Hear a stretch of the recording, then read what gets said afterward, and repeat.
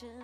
Or if you're feeling lost, like your world is shattered, we've got each other, and that's all that matters. Oh, now it's gonna be a good day. Now that the storms have come and gone, we found a new way to break through the light. It's gonna be alright. Oh, we're moving on.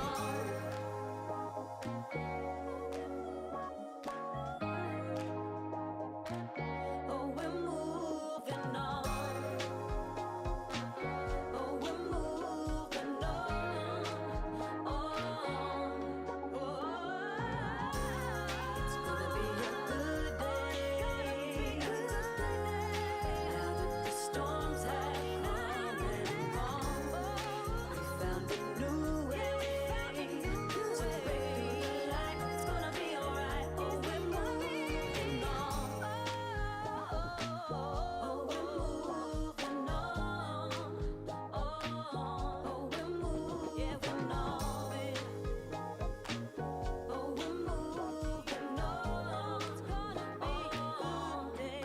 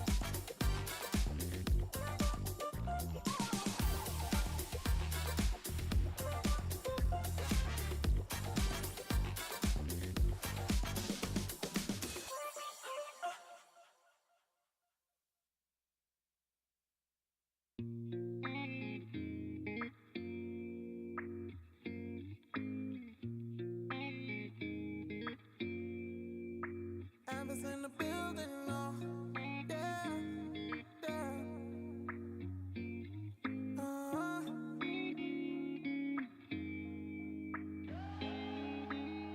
Yeah, relax your mind, baby, let me take you on a ride, yeah.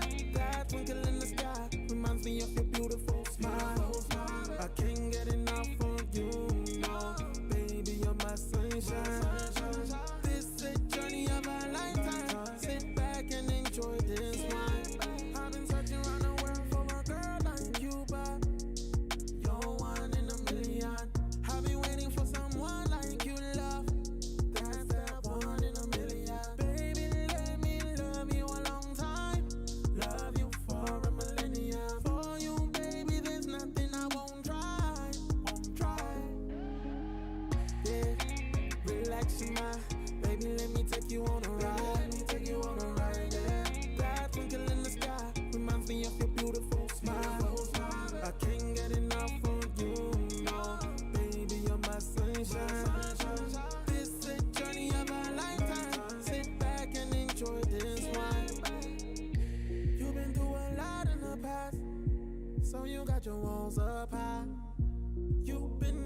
in the past.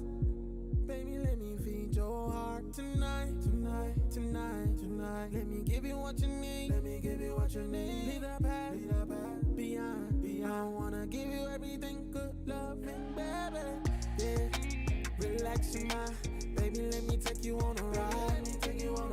Yeah, that twinkle in the sky reminds me of your beautiful smile. I can't get enough of you, no.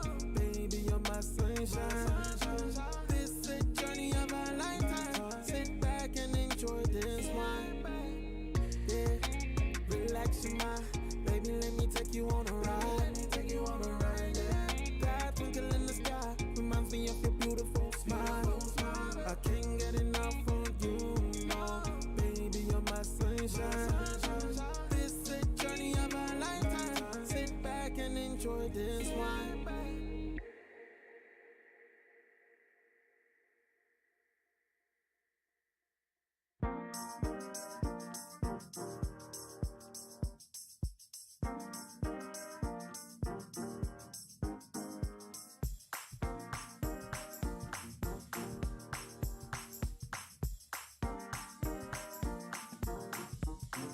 I feel good, yeah, in my soul.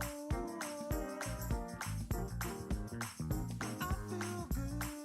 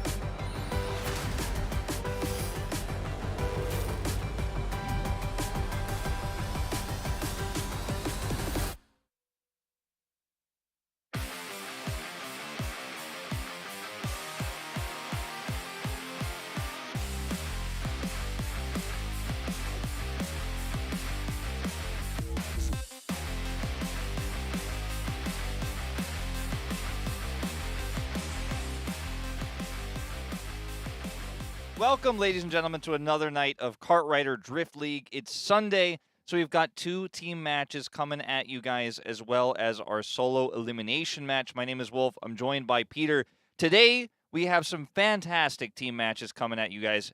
Maybe the best that we've seen so far of the tournament. It could definitely live up to the hype. You absolutely nailed it there, Wolf. You know, we're super excited to see if Sensation can continue on their momentum into postseason. Not only that, we're seeing ROX, seeing if they can maintain a flawless record in Preseason 2 here against the likes of a strong pro team, Liiv SANDBOX. Yeah, Liiv SANDBOX, really, I think, stumbling a little bit with their new roster, but still maintaining strong form, right? And it's not that Liiv SANDBOX has fallen off so much as we've seen teams actually rise to the occasion and really improve. As we are getting towards the end of our regular season, you can see that it goes until the 12th. So we're finishing that one up next week, and then we'll move into the playoffs, also known as postseason here in Korea. And then the finals will be on the 23rd. So this is our team format. You see the prize pool there as well, unchanged from Preseason 1.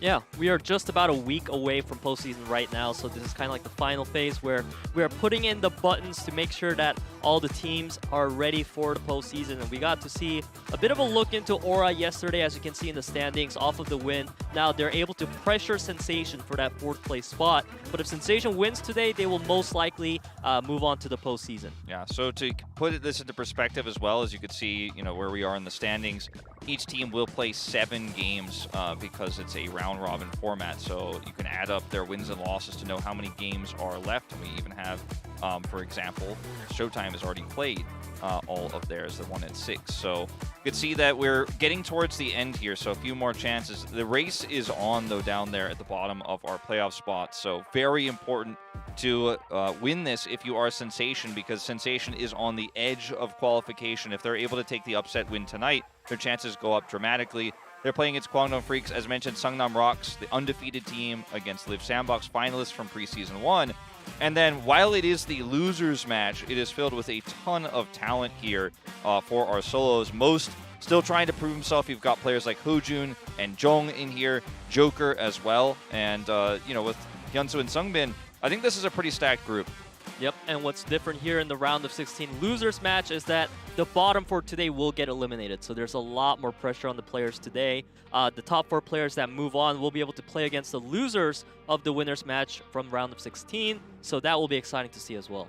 Yeah, so last chance here in our double elimination format. You made it to the round of 16, but you weren't able to directly advance to that top 8. So you've got another chance to move into that final matchup. Well, let's walk out our first team of the evening here, Sensation, a team that has, the Kartrider Emperor HoJun at the helm, Joker walking out here as well. And, there's a lot of pressure on this squad tonight. It's a really important match for them. They really need this win so badly. And in the past, you'd look at this roster and say, these players are pretty good, but I just think there's no way they beat Preseason 1 champions KWANGDONGFREECS. But I think that tonight, that narrative has changed a little bit. This team has really proven they've upgraded a lot. And while I wouldn't predict it, I think they absolutely could upset tonight. Yeah, Sensation, as you mentioned, is looking super good right now, especially with HoJun's form being back on track. But their opponents tonight will be the KWANGDONGFREECS, the defending champions from Preseason 1. And I feel like there's not really any weakness we can determine for this team. Every single player is so good at speed. Item is kind of like that one area where you're hoping to win against KWANGDONGFREECS. Yeah. And Item is still a little bit volatile, even though we've had a few weeks to figure out the meta a little bit more. It's still not completely solved, and so that could be a weak point potentially. But yeah, as mentioned, speed here for KWANGDONG. They have been impenetrable so far, not losing any of those matches across this regular season thus far. Only Item mode and that stumble in Ace against Showtime. As Sensation here, we're going to take a closer look at this team and its players, its stats. It's a team that has a pretty well-rounded squad, but it doesn't have the same strong starts, I would say, that a lot of our top teams have. When you're looking at the big 3, KWANGDONGFREECS, Liiv SANDBOX, and Aura in the past, now Seongnam also, I guess you could have them in the conversation since they're in first place. They have really strong starts. Sensation usually has to battle their way back in speed, and that's where players like HoJun and Percent end up being so critical for this roster. And we've seen so many times, without a good start here, Sensation can still fight back, and that's why they're so impressive in speed mode. Yeah, Sensation, they're definitely looking good in the stats, which is why they're able to have some of that confidence, being able to say Guangdong Freaks fighting. We see the teams kind of going for a lot of the disses most of the time, but Sensation having none of that, they just won a good match tonight. Yeah, definitely keeping it simple, keeping it basic here. And a HoJun fan there in the audience. As we'll take a look at Kwangdong on the other side. Only one stumble this season, but have otherwise looked very solid here, playing that competitive match against Liiv SANDBOX as well recently. It says this is the Sensation victory stop. Next stop is preseason 2 victory. Okay, this is very funny. So this is basically what the Seoul subway system's station signs look like. Yeah. So it's a very nice little cute way of saying they're going to the finals, And going to win it. They absolutely should. What's really interesting about Guangdong Freaks is that everyone has such a good average rank in this team. Yeah, no, I mean, everyone on this team is solid, right? In terms of their individual performances. They have clearly defined roles, but I think it's good that you point out that even when things don't go right in terms of their setup, everyone can actually play that ace position. You know, everyone could run up to the front lines and actually play that first place. Everyone could sweep, but I think Spear is still, in my mind, the best sweeper we have in the KDL. So let's see what happens when we go into our track list here.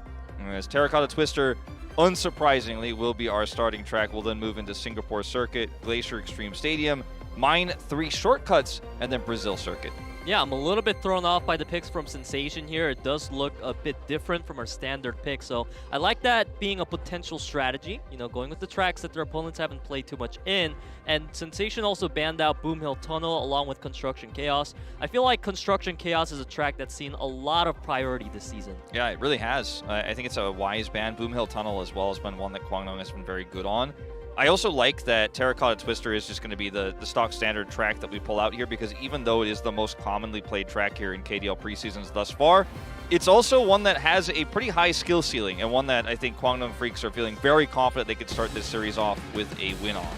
Yeah, but now we're getting ready to enter our first match of the day. It is picked by Guangdong Freaks. The track is World Tour Terracotta Twister.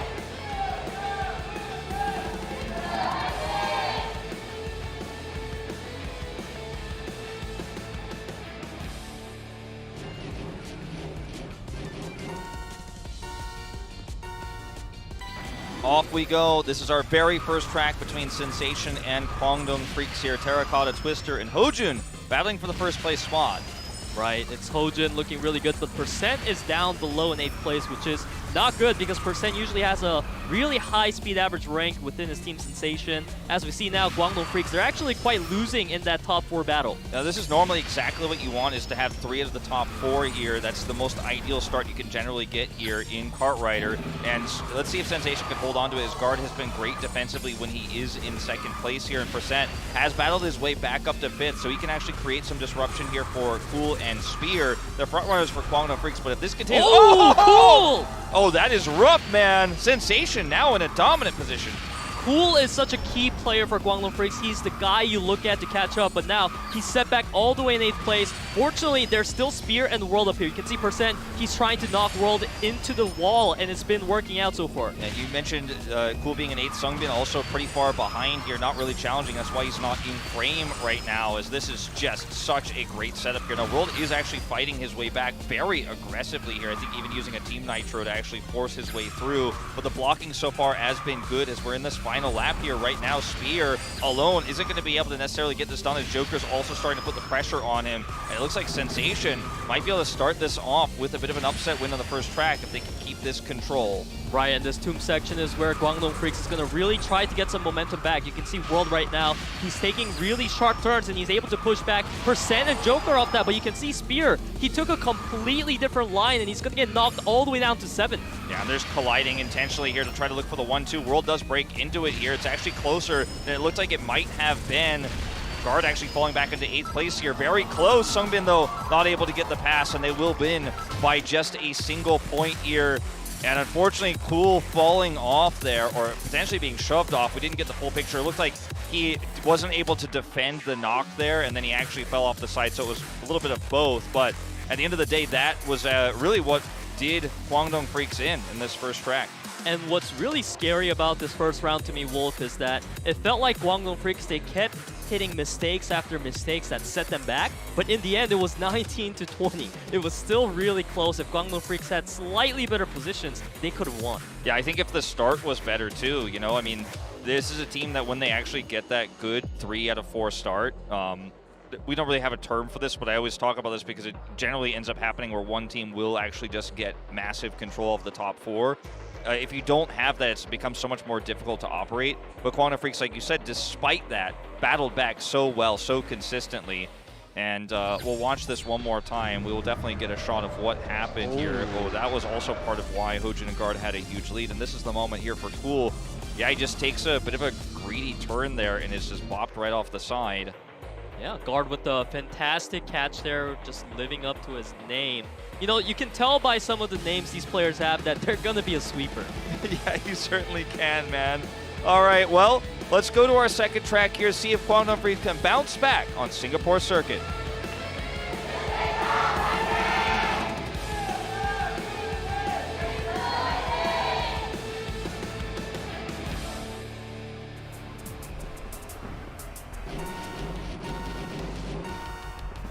Begin our speed round number 2. Sensation is in the lead, and this is a track of their own choice, so let's see if Sensation can lead 2-0 off this. Yeah, great start here for Kwangdong Freaks, the 1-2-4. HoJun the only one up here in the front of the pack, but they even have the 5th place occupied by Cool. So HoJun, in order to actually do something, he needs to make it happen here fast, because otherwise Spears is going to draft on him and push him back, and that's exactly what's happening. Great defense here from HoJun on that draft, though, as well, because he was able to maintain it, actually still getting into top 2 here. So basically 1v5, handling this so extremely well. Not going to change the lead here for Kwangdong Freaks, but it doesn't get worse. Right, HoJun is playing out of his mind right now, but if you take a look at his support, Guard and Percent are down in 6-8. Losing 2v1 to Cool is not what you want, because Cool is so great at controlling when he wants to catch up to the crowd in the front. But right now, Sensation, they do get some positions back in 3-4-5. Yeah, this is a really close race right now as HoJun and Guard are trying to challenge World, but he's been so uncrackable. HoJun, man, he keeps taking these drafts aggressively and pushing his way back in. At the end of the day, though, still World and SUNGBIN in those top 2 spots here. Like that World took the outer here as well so he could avoid any collisions. He's got backup here from Cool behind Guard. Look at this position. Now trying to threaten any single knock onto HoJun here. Almost locks this one up as we're in our final lap now. Joker making a really nice inner pass attempt here, and Sensation will at least briefly take the lead. Yeah, that lead was nice for Sensation, but Spears doing all he can. He was able to set back Joker. Now, Cool and World also looking to pass by Joker. Joker needs to not give that room right now for Kwangdong Freaks. Oh yeah, he's trying to both pass Spear, but also block Cool, so he's actually doing 2 things at once here, but it's going to cost him a lot of speed. And look at Spear blocking Guard. Spear is such a good sweeper, just preventing Guard from getting any momentum right now. And Kwangdong Freaks in such a lead. However, 1 and 2 to HoJun and Guard. If they keep that up, that is their win condition. So SUNGBIN's going to say no thank you, try to knock Guard out of the way. But Guard, you can see him winning the lines right now. Cool and SUNGBIN, a world behind Guard. Okay, Sensation here. They need to maintain this. Spear trying to make a push for it. Cool jumps in, very close, but it looks like the 1-2 is going to go over to Sensation. And that's a 2-0 lead on speed. Kwangdong Freaks have never been bested in speed mode, and it might happen for the first time tonight, and it may be the first time since Kartrider Drift that we see Kwangdong have a loss streak here if this continues. Very close races, but despite what was great blocking there and great sweeping from Spear, they were just not able to stop HoJun and Guard from breaking through. It feels like Kwangdong Freaks won this track as a team, but HoJun and Guard, the 1-2 duo was too strong. They were absolutely carrying this track the whole way through. And as you were mentioning, Wolf, HoJun was going for the most aggressive drifts ever, getting crazy drafts off as well in the meanwhile, and I think that's what really carried the match. Yeah, you're absolutely right about that, and the timings as well that we saw there for those aggressive plays. Now we're moving into Glacier Extreme Stadium, which has a pretty crazy architecture. The hairpin turns, obviously at the end of the lap, are something we're going to be keeping our eyes on for sure, but that's exactly where you can make the type of plays that HoJun did there in that second track. Let's jump into the third one, Glacier Extreme Stadium.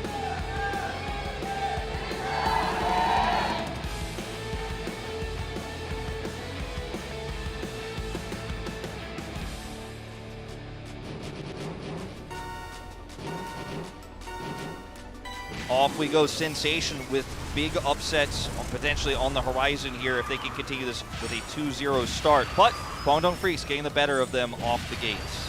It happened last time in round 2 as well, where KWANGDONGFREECS had a much better start than Sensation, but we've seen Sensation, they're able to bounce back, and I feel like Glacier Extreme Stadium is a track that allows you to go for those bounce backs. It certainly is. Guard. Oh, Guard. Bouncing back in the wrong way, unfortunately. The opposite direction there. Yeah, not quite what he wants. His Percent will also be the victim of SUNGBIN here and will actually recover. Oh, Percent! Oh, man, that's Caster a huge Curse. one. Because he was recovering so well and then unfortunately pivoted too hard to the right here. Now here are those hairpins. Look at the lead here, the 1-2 for Spear and Cool. And HoJun, with no pressure on him, will be able to take extremely tight hairpins here to close that gap. But notice he's still 100 meters behind here. And now he's going to go, oh, there's a SUNGBIN will trade. And I think that's absolutely worth it. Yeah, I mean, it's crazy right now. Every player is kind of getting caught out by the track. You can see Percent, he took a huge stop earlier, but World is still consistently behind him, only now beating him at 5th place. The 1-2 from KWANGDONGFREECS is looking strong. Yeah, they had a 3-4-5. Sensation did for a while. World is actually moving up right now as well, but the problem is that this is just such a wide gap. So HoJun, even if he threatens them, it's alone not going to be enough. He needs to get first, and we need to see Percent actually close the gap on World. And I mean, the gap is just so wide. He's going to have a crazy second hairpin. His first was pretty good, but he wasn't able to close the gap enough, as we're going to head towards those in just a moment here. This is where you can close it. Let's see how he does. First one's great. Second one not closing as much. Third one here, getting closer. He's in draft range. Yeah, he is absolutely in draft range now, but Cool, he's able to bump him out and take the inner line. It seems like Cool and Spear are going to finalize their 1-2 combo and bring us a score on the board against Sensation, 1-2. 1-2, bringing us to a closer series that looks like we might have had there, as this is KWANGDONG's most dominant of the series so far, and also I'd say the most one-sided in general, as it was very neck and neck in the first two, but this one was just an absolute crush. As unfortunately for Percent, that early error there where he recovered first initially and then just completely went the wrong way there and collided and continued to push into the wall, really put a damper on Sensation. But I'll say it, HoJun, it feels like it's a 1v7 situation, let's say, in this game for him, because he is playing well no matter what, against all odds. Every single track we played so far, HoJun was the one applying pressure on KWANGDONGFREECS, which is why Sensation, they were able to capitalize off that and get 2 track wins in speed. But as you said, Wolf, we need his supporters to step up as well. We've seen Joker do it earlier, and I think players like Guard and Percent are going to look to be that support this time around here in round 4 as we move into Mine 3 shortcuts.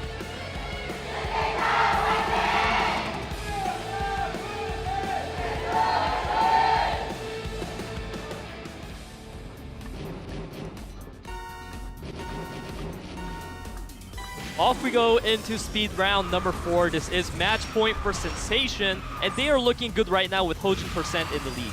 I noticed there's that stat where they actually won a perfect victory, which means that you got all 4 in top 4. Yeah. It's very rare in professional kart rider for that to actually happen, but they did do it last time we played on this track, and yet still, Sensation chose this track against KWANGDONGFREECS, so a pretty interesting choice here, as once again HoJun against the world here, battling with Spear and Cool. Now, Spear's normally not the one who occupies the first place spot here, but he is just so difficult to pass because he's such a great sweeper. Even in these 1v1 type scenarios, it's hard to get past this guy, and HoJun is now going to also have to deal with Cool behind him. Percent, though, making this a 2v1. That's definitely helpful for Sensation. They are winning in overall positions right now. Guard and Joker, they are winning the fights against World and SUNGBIN in the back. So as long as HoJun and Percent can maintain a hold on that top 4, I think it's going to look good for Sensation. Yeah, Percent hits that bit of raised terrain there, actually, and ends up losing a lot of his top speed there, and will actually fall behind. That's really unfortunate, because it looked really good for Sensation to actually maybe have a 1-2 win condition here, but now he's pushed completely far back. They're still in the lead here slightly, but they will have to contend with World, and that's why we're getting that picture-in-picture here of SUNGBIN in last place. He's not able to pull his weight here, and Percent and Guard really holding on. They've also got 1-2 now. Sensation looking to close this speed out right now. We're in our final lap here. Some of these tougher turns is where Spear's going to have to make his mark. And the spin! Spear! But it's not enough. It was the ambitious play we needed, but as you said, Wolf, it's not enough. Percent has such a huge gap right now. Spear nowhere in draft range, and you can see the players of Sensation, finalizing their 1-2 with perfect lines. And they're going to take speed with a 3-1 here before we move into item. And as much as this is an upset, I said it before today we started, it's not unrealistic to see Sensation win this match. They have the caliber of players to do this. And, you know, regardless of how you look at that result, that in KWANGDONG's last match against Showtime, you know, they struggled there. It was not the dominant performance from first versus last, basically defending champions against 8th place team that you would have expected. There were some cracks showing there too. And Sensation, this means so much to them if they could win this tonight, because it is one of the toughest wins you can get in the KDL against defending champions. One of the most valuable points you can put on the scoreboard to potentially make playoffs. And it's really important to note that on the back of those 3 wins, HoJun was right there, always coming in the top 4, the most consistent player we've seen so far. And I feel like if Sensation can keep this up, they may be able to close it up even on the item mode, because they just look so on point today as a team. They really do. And we have seen upsets already this season, as Preseason 2 has just been hoping to the item gods as we move into this. But man, Preseason 2, Peter, has been so filled with upgrades of our less strong teams, right? I'd say the teams that were middle of the pack have now actually been able to contend with the top teams, and it's in such a short period of time we've seen that evolution. Here is our track list, though, for item mode. Yep, that evolution came from item mode pretty much. This is where all the volatility lies as we see Sensation. They picked up Glacier Shark's Wake as well as Cogwheel Crush. London Knight, I'm not too surprised to see these tracks. We've already seen them plenty of times in the item mode. Whereas KWANGDONGFREECS, they went for Mine Magma Cavern and Mother Lode.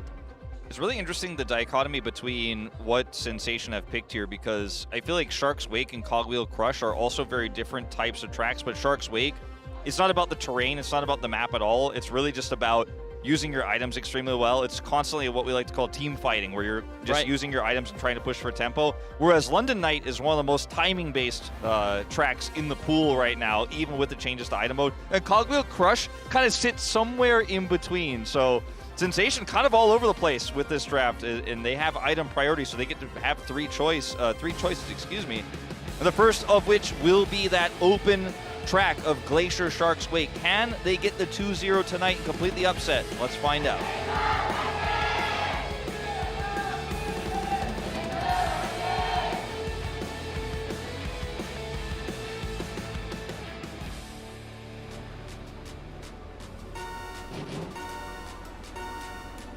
Off we go. Our first track of item mode. Sensation leading 1-0 in this series against KWANGDONGFREECS. And this is a track where, as you said, Wolf, it's gonna be a bit of a long one where we see players trade items for the most part. Early EMP waves picked up. I don't think they're gonna hold on to that too long. Yeah, I don't think so, just because this track is not really about finishing timings or looking for big pushes for the finish line. It's really just about getting tempo advantage and try to hold the stronger attacking items. You can see some shields traded here. Joker and HoJun moving to the top 2. Picking up an Angel early as well usually feels nice on maps like London Knight, but you're not really going to necessarily want to hold it here unless you can actually maintain those top spots. Sensation actually in bottom 4, so I think we'll see that Angel used early.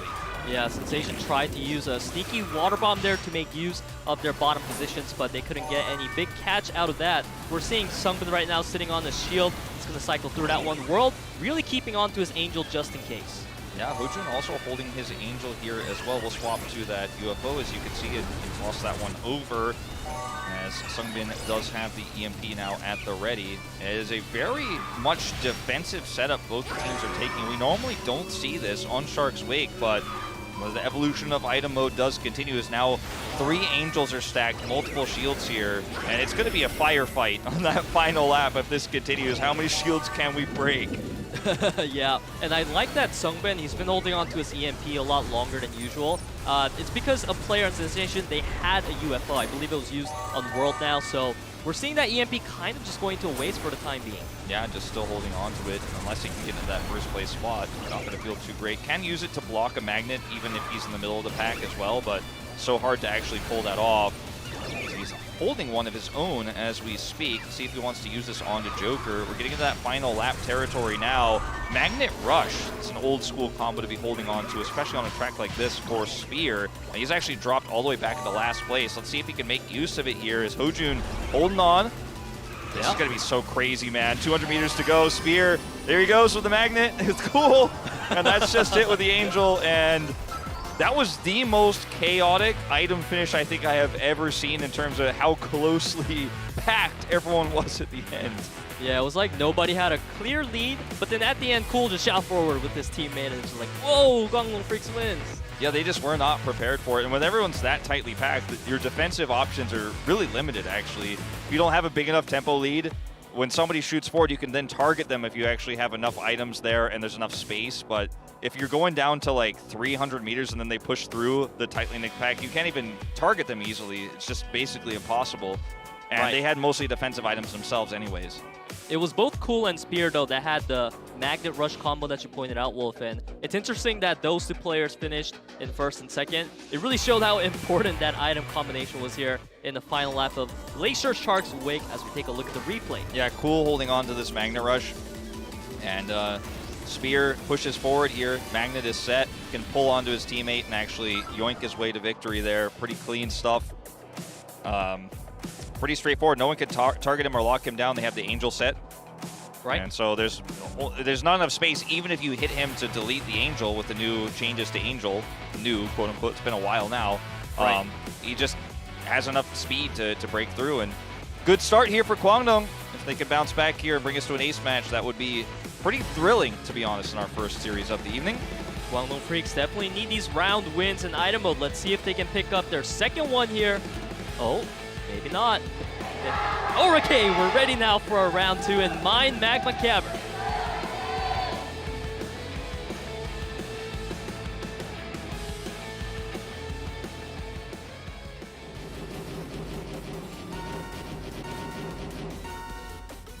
We start off our item round number 2 and KWANGDONGFREECS' choice of track as we take a look at the item inventory. A very early EMP for Joker, so he's gonna go into first place to try to get a good use of that.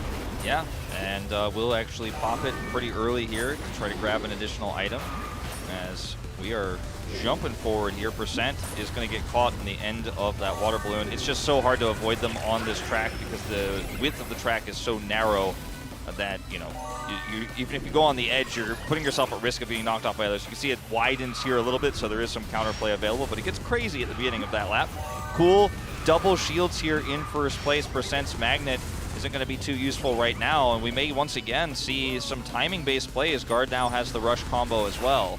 Yeah, and double shield here for Fool, not getting a use out of that so far because not a lot of players are targeting him. HoJun, however, he's holding onto a Magnet as well as a Lightning that he just freshly picked up. Both teams holding onto a Lightning now, no Angel in sight. Guard here holding onto that first place spot. Did he push forward with that Nitro to actually get a little bit of tempo, but is dropping down now with the Magnet. Cool still in first place for just a moment as a Lightning is picked up from HoJun at the front of the pack here. That is insanely rare. See how he can use this item here. We'll block that attack, and even if he absorbs a lot of damage here now, he will also have the ability to add so much utility as World's going to try to put the pressure on early with this Magnet and put some distance there because they're so scared. It's double Lightning now across the board here, so they can trade it 1-for-1. Yep, and still no Angel on the board yet. There's only shields available right now on the side of HoJun and World, so they might try to take off while the Lightnings are coming out and taking the attention away from most of our players. Double Water Bomb for Joker, that seems sneaky. Oh man, World just keeps picking up shields here, but he won't be able to shield the Magnet, but that's huge because Percent, he was the one who's holding the Magnet there, and he really needed it, and HoJun's also caught. Now he's Lightning. I think that's just it. I think that's just the end of it. World trying to make a run for it with the Angel as well. As you said, Wolf, he's just going to make it right there with Cool for backup. Not even close, and they targeted Percent. I believe it was Percent there sitting with the Magnet at the ready, and he's the one who has to make the play to push through. He's so close, and they target him, and once he gets hit, there's just no way to stop this squad. And then as soon as he's hit, they drop the Lightning because he knows that they actually have enough speed there with the boost coming through, and the Angel he also had stacked on top. Nobody can catch him. And World will end up taking it. Cool and World once again pushing towards the front of this item mode. And KWANGDONGFREECS looking like they have a way better handle on item mode than Sensation right now. And it's weird to say this because we thought maybe KWANGDONGFREECS would crush speed, would be maybe a little bit more vulnerable in item mode, but it's ended up being the opposite here so far tonight. And it's only going to take one more win here in item to force the ace. Just as you said, Wolf, in 3 out of 5 matches that Kwangdong Freaks has played, they went to the ace matches off of a loss in item. But today, it is the opposite story here. So if Kwangdong Freaks does manage to take one more round win, that means we're going to have an ace match. Yeah, one more. See if Sensation can bounce back here and get the reverse sweep in item. And it is... I'm really looking forward to this one because we're moving into Cogwheel Crush. This is the second track that was picked up by Sensation here. Let's see how their strategy evolves in the rest of this series. They need it to, or they're going to get 3-0'd.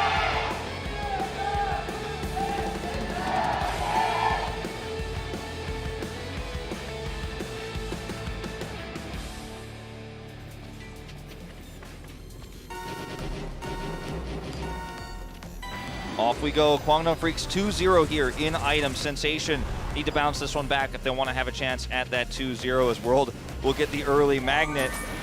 Yep. And we might be on our way to an ace match if this dominance continues. Cool held on to that banana for a really long time, but oh, it's going to get guard. It was worth it. Percent also doing a little tippy toe around the edge there. It does not actually fall in.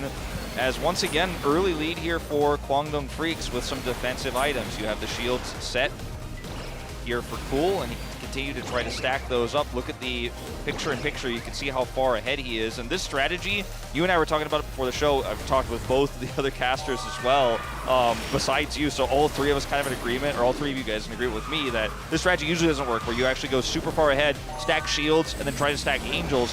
But this is a pretty big lead. Like, this is a larger than average with what Cool is trying to do here with this big push. The magnet not even really going to pull that much steam off of him here.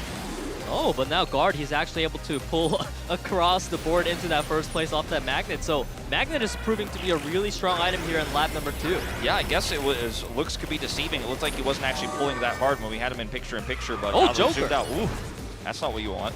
Yeah. Oh, you zoomed out. Guard catches up a lot, but Cool and Spear here still up in the front. We're going to need to see something more here from Sensation. Right now, we're seeing Cool just holding on to his 2 shield. He's going to cycle one out in trade of that Water Wisp. We're seeing 2 Angel, though, for Kwangdong Freaks, and I think that's a huge pickup. Joker also has 2 magnets, so he's going to go ahead and pop one right now to push into first place, and he's got another one here. If he actually can maintain first here towards the end of this lap and then pull out a shield, he'd feel pretty comfortable, but as it turns out, let's see what he gets. Okay, it's going to be a missile. He could just launch it onto Cool right now. Holding it a little bit longer here. This is getting really complex what Sensation's trying to do, but it's a war of attrition. I don't know if they're going to win. This is crazy. Everyone's playing patient right now, but HoJun's going to get sold down by the UFO. Percent as well being targeted by the UFO as 3 players take the shortcut. Yeah, taking the shortcut. SUNGBIN in first right now. Has the UFO at the ready. It's not really an item he wants. HoJun's actually going to boost with the Angel, and he's pulled back. Oh. But it's not going to matter. In the end, we'll take it out. Sensation actually do end up picking up the victory there, despite the shortcuts. And really, I'd have to see a replay of it to see exactly what happened there, but it looks like he just had a really nice boost with the magnet there, and then was able to, with the help of the Angel, just guarantee a push through to the end with a lot of body blocking there in the shortcut. Yeah, HoJun held on to the magnet boost combo for a while there, and it's really worked out for him as he was able to close it off in first place, despite the 4 UFOs, it seemed like, just targeting him. He has only 6 collisions. That is insanely low. He just is not bumping into anybody, and he's just sitting back, holding that item, avoiding any attacks, and just waiting for that opportunity. Yeah, and it seems like this is a younger brother of HoJun coming into the crowd to cheer him on. Very likely, yeah. Looks like it. But Sensation are on the board. Kwangdong Freaks still mortal here. So we're going to watch this one more time. So he's actually in the shortcut, gets a ton of momentum here, and is behind SUNGBIN, who ends up getting UFO'd. He drops down magnets for the momentum. Actually, just nitros. He didn't even magnet there. I thought he magneted for the momentum, but he actually just is able to boost past him with the UFO coming through. That's how good the boost is. You don't even need to use the magnet as long as you can go fast and your teammates got your back with an Angel. Yeah. Glad we got a replay of it to clarify, as it just looked like he suddenly won it all, but he had the combo, didn't need even both parts. It's crazy that HoJun was able to carry Sensation and speed, but now also was able to win the first round here for Sensation and item. Let's see if Sensation can get another win here in round 4 in My Mother Load.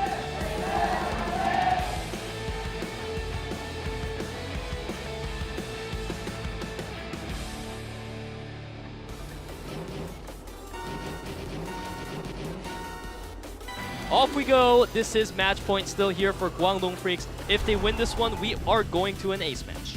That is exactly right. See if Sensation can bounce it back and deny that ace match, though, as in terms of items here, Cool, he just keeps getting shields. He is the shieldiest guy on the track right now. As all 4 tracks, it seems like he's gotten double shields off of the first item pack, as Guard will have 2 nitros, so let's see how he decides to use these, because he could try to push for a huge lead here, then look for defensive shield setups. Grabs a banana, actually dropped that one instantly. Right, and Cool actually picked up his 3rd shield earlier. He's going to be able to cycle through 2 of them. Now he's sitting on only 1. But thanks to those shields, he was able to maintain a lead in the first place. Yeah. He can't take the shortcut anymore. Exactly, just denies him right off of that shortcut there. And also the water balloon here is going to push HoJun back. So the lead is widening here once again for Cool and Spear. Ooh, They're playing it like speed mode here, to be honest, Peter. Like with how they set these up. Cool's going up at first. Spear's there to block for him. Is going to absorb all this aggro. He's going to build a bigger lead now. Lightning coming out here, but the EMP for Cool right now is pretty massive, as Joker's going to take a crazy spin attempt. Will not actually get what he's looking for. But the fact that Cool has an EMP here is one of the best things, and that was a great water bomb. Yeah, right now the water bombs are coming out to try to slow the players of Sensation so they can't catch up to Cool, but Cool is going to get bullied all the way into 7th place. Yeah, looks like Cool just didn't have, like, he either got UFO twice or mistimed the EMP or traded it out early, because he had the EMP. The UFO still pulls him back, but Spear with double shield here on the end of the 2nd lap. Guard's going to pull off to the side. No crazy combos, no magnets here as we head to the 3rd lap, so these players are definitely fishing for something like a magnet, like a lightning, or the angel that SUNGBIN is holding right now to help close this round out. Sensation, they want this ace match denied. They want to take the 2-0 here. Percent up in first. Percent and Joker looking pretty strong for Sensation here. Spear, he doesn't have any item, but SUNGBIN, he did pick up a lightning. A huge water bomb's going to connect as well. There's out of steam here. Cool here has no item. Will be able to pick up a shield and is spinning out, but let's see if he can maintain first. Shields the Wisp. Oh, that bomb is huge. Joker's got an opportunity. It's him versus Spear. Right now, it's looking that close. Barricade! Barricade sets Kwangdong Freaks back, but now Sensation looking to have Guard Good in the angel. lead. Good with angel. the magnet as well. Oh, but they've got the 2nd angel here, and they are going to be able to boost through and take it. We are going to an ace match here. Looked so good for Sensation there for just a moment. But more tools coming through for Kwangdong at the end, and that really critical 2nd angel is what helps them cross the finish line, Peter. And now we're going to another ace match. We've had so many this season. Feels like every game is an ace match. Yeah, you pretty much nailed it, because a lot of our amateur teams, they were taking us to an ace match almost every single time, but it's going to happen here again in a big match. The likes of Kwangdong Freaks against Sensation. Now we know HoJun is going to come out here for Sensation for sure, but we have seen World be normally the player that comes out for Kwangdong Freaks, but he's also failed in a very recent one as well. So, you know, let's see what they decide to do, because there's a lot of pressure on Kwangdong Freaks right now. There's a lot of pressure on World, and, you know, Kwangdong Freaks has arguably the strongest support staff, and they make these decisions after a big discussion, right? They don't just go, okay, well, if we go to ace, it's going to be you. Like, there's always this discussion, right? We always have this camera shot where, like, who's it going to be? I'd still trust World to do it, but maybe they want to do Cool this time around. I think it's going to be one of the 2.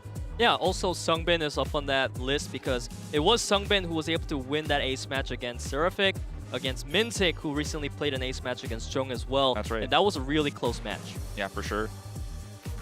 While, you know, we did see Ghost best World last time around, I think that that was just one small mistake from World, but that's sometimes what happens in ace matches. We've seen even players like Neil lose their composure and make one small mistake that costs you the entire series, and that's why ace matches is such a high-pressure thing. Everything you've done up until this moment could just be erased if you lose this final one-on-one, so a lot of pressure. And keep in mind that there's a lot on the line here, especially for Sensation, because they feel pretty comfortable right now moving into the postseason, but they don't have it like confirmed yet, and they want to get as close to that confirmation as possible. I mean, winning this basically clutches it for them, unless you see some crazy upsets, right? So it's really, really important for them to take this. It's so much more important, you could argue, than for Kwangdong, who even if they lose this are basically a shoo-in. So right, it's very, very important for Sensation, and We'll see who they end up going with. Obviously, the expectation is going to be HoJun because he is the ace player for this team. He's the Emperor. He's the one they've picked every time, no matter what team HoJun's been on in KDL. He has come out every single ace. So that's what you can expect. And on the other side, tough to say. You know, World, yeah, he made that one mistake that one time, but I think you could still rely on him. Absolutely. He's won every single ace match in Preseason 1, and it seems like our track is going to be Glacier Extreme Stadium. This is so fun for ace because the hairpin turns are insane. When you get there, you see that bottom part of the track right there? Right. It's the W, right?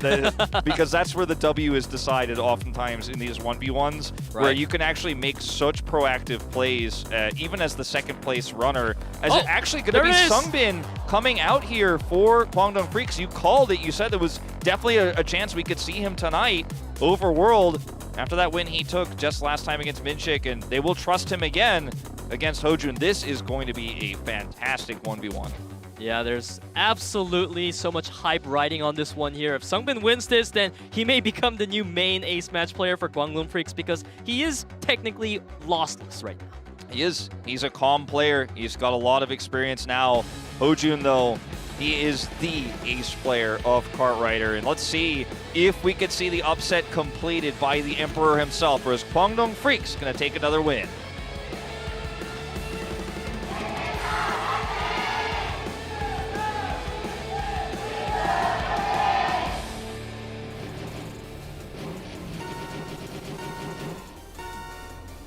One ace match to decide it all between Sensation and KWANGDONGFREECS. You can see HoJun up on the screen. He is having a lead, but that's not any big lead. SUNGBIN can easily catch up with the draft. Oh, definitely. It's still early days, first lap here, and nothing really is set in stone until you get to those hairpins on Glacier Extreme Stadium. This happens, of course, in speed mode for teams, but also in these ace matches. SUNGBIN with some aggressive cuts here, both to build some nitro, but also to try to gain some distance here. We'll have a collision, though, and HoJun will actually now enjoy a slight lead as we're getting closer to this first wide turn. No errors here. SUNGBIN just trying to hold on to that draft and look for an opportunity. Here comes the hairpins, though, after this jump. Let's see what these two can do, as HoJun already showed a lot in speed mode when we had this track. SUNGBIN pulling ahead. Yeah, and SUNGBIN, he's been leading in the boost gauge as well against HoJun, so this is a phenomenal start for him here. He has a big lead right now as well. HoJun not within the draft range, so you can see HoJun going for the cuts, trying to build a gauge now. Yeah, you have to take some cuts here to try to catch up in that gauge, and that's also a really good point. Those collisions we saw earlier did end up pushing SUNGBIN back, but he built a lot of boost gauge with some cuts and then had the better hairpin, so you could see when you track those boosts to the top left of your screen that he actually has still that slight edge. HoJun trying to equalize it here, and he's now very close. In fact, it looks like he's done it. He's now equalized. He hasn't been able to equalize the distance. Yeah, the distance is the one part HoJun's missing, but that line just now was able to close the gap beautifully. HoJun, he's going to be able to look for a draft range now. These are the cuts, the turns where SUNGBIN needs to build a bigger gap. Here's the opportunity now for HoJun. Had a weak hairpin in lap 1, but in this final, let's see what he does. He actually takes the lead, so more agency here. Look at that very narrow inner he takes here. Now he has to block the draft. Can he do it? The answer is no. Oh, but HoJun comes in with the inner line, completely blocking out SUNGBIN, but no, SUNGBIN is looking for the first place, but it's HoJun who comes in with the heroic finish. Oh, that was so close. I mean, it does not get closer than that. It just does not. It just does not, Peter. Look at the audience. Some people holding their chest, hands over their heart in disbelief.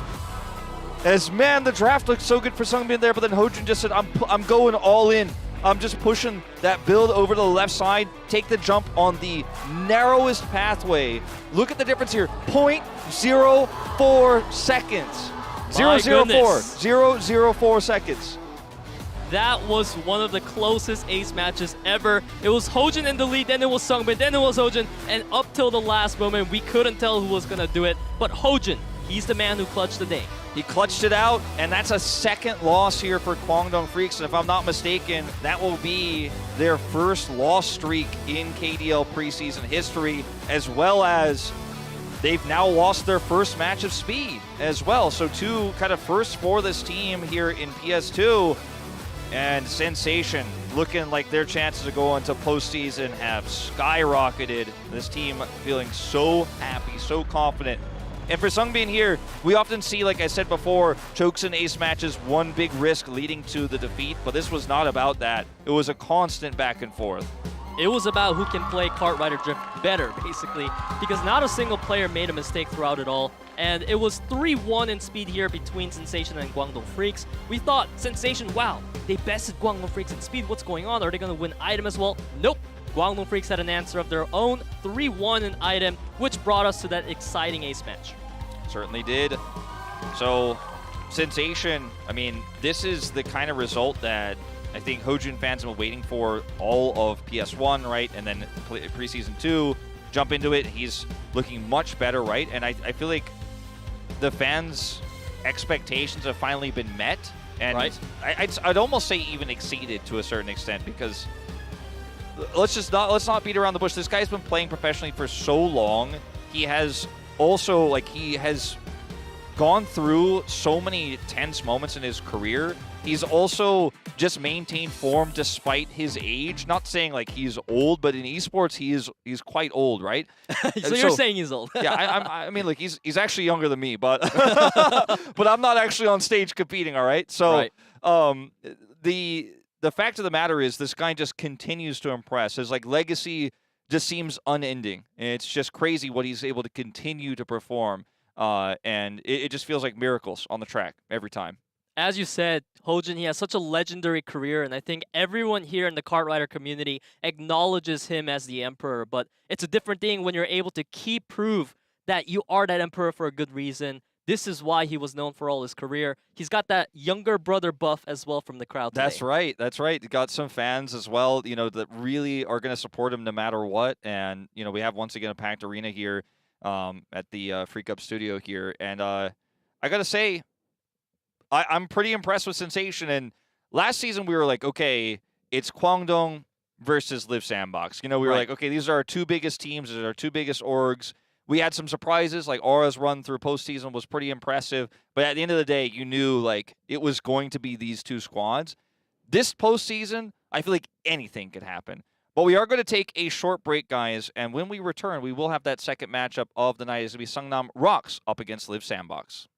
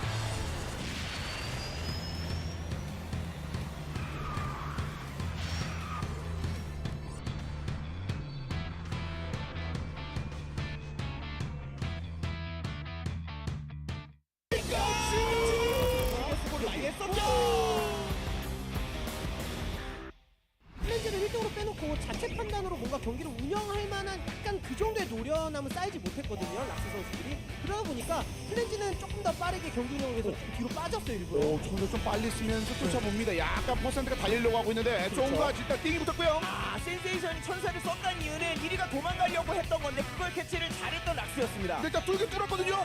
자, 이거 퍼센트가 부스터를 아직까지 안 쓰는 거 보면 혹시 모르기 때문에 그냥 달리고 있는 것 같습니다. 왜냐면 순위 한번 뚫리고 나면 저 부스터가 없었을 때 다시 한번 턴이 돌아오진 않거든요. 쫑이 완전 뒤에 붙어있는데 이거 약간 망가지네요. 이제 플래지부터 미사일 2개? 오, 뒤쪽에서 이제 부스터 쓰면서 되죠? 선수들이 오려고 하겠죠. 근데 플래지가 날아갔고요. 부스터 하나씩 더 있어요. 센세이션이. 역전할 템이 없어 보이거든요. 부스터 썼어요. 번개. 오르막 이러면 두찌가 오르막 마지막 한 칸에도 걸렸어요. 와, 부스터를 조금 빠르게 쓰는 판단을 했던 호준이었는데 하필이면 번개가 그 오르막에 딱 걸렸네요. 야, 어떻게 이 끝 타이밍에서 항상 말씀 공템은 오르막에서 써야 된다. 네. 그래야지 상대가 속도가 확 죽는다. 이 말씀 매번 드렸었는데 그 공식대로 했습니다. 이렇게 스위핑 해주면서 최대한 못 올라오도록. 그러니까 물론 어느 정도 따라잡을 수 있는 드랩 타이밍들이 있겠지만 이런 거 하나하나 만들어주는 겁니다. 타이어 구간에서 무리하다가 큰 사고가 일어날 확률은 상대적으로 드물기 때문에 지금 상황에서 선두권에 한 명이라도 더 쌓아놓는 게 중요하죠. 그래서 닐 혼자만으로는 안 됩니다. 닐 일단 남은 3명 선수를 어떻게 눌러줄 수 있을지. 경수도 가까이 오기 가까이. 이러면 샌드박스 괜찮아지죠? 네, 이건 방금 전에 루닝이 사실 조금 안정적으로 갔어야 돼요. 너무 무리했습니다. 아 이것도 굉장히 판단이 좋은 게 어차피 닐이 앞에 1등으로 있기 때문에 2, 3등 순간적으로 라인으로 통과를 해줄 수 있었거든요. 자, 이거 수리 싸웠잖아요. 시즈가 이제 녹이 하는데 또 녹이. 네. 시즈가 녹에게 라인을 살짝 열어준 거죠. 이건 다음 드랩 받았을 때 어떻게든 녹이 앞으로 치고 나가서 원투를 깨야 됩니다. 못 깼는데요. 쉽지 않습니다. 같은 팀원들끼리 라인도 좀 꼬였고 결국 경수를 잡기에는 무리해야죠. 지금밖에 자, 시즈가 뛰는데. 빌드가 좀 꼬이면서 쉽지는 않았겠습니다. 근데 인원이 약간 올라오니까 아우라도 되나요? 네. 아, 근데 리브 샌드박스가 일단 수리가 좋죠. 아, 드랩 못 받도록 왼쪽으로 빠졌던 닐의 선택 기가 막혔습니다. 아, 2대1.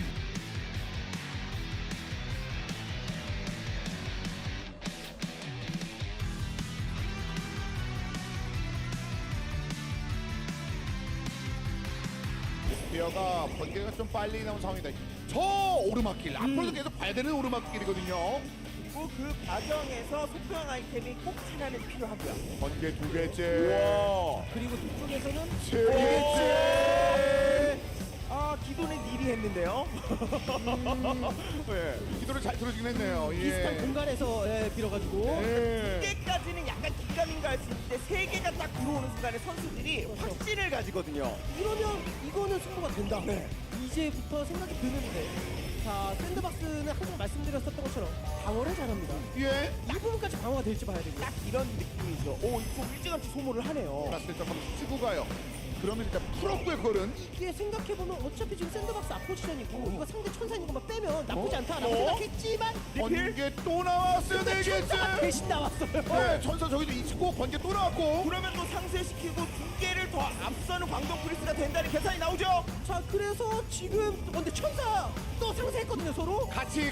네. 또 나왔어요. 번개 5개째. 자, 달다가 2개의 미사일을 들고 있었기 때문에 앞쪽으로 하는 선수 정확하게 속도해야 됩니다. 속도는 월드가 되거든요. 이제부터 번개가 내려치면요. 삐까. 자, 하나 더. 삐까.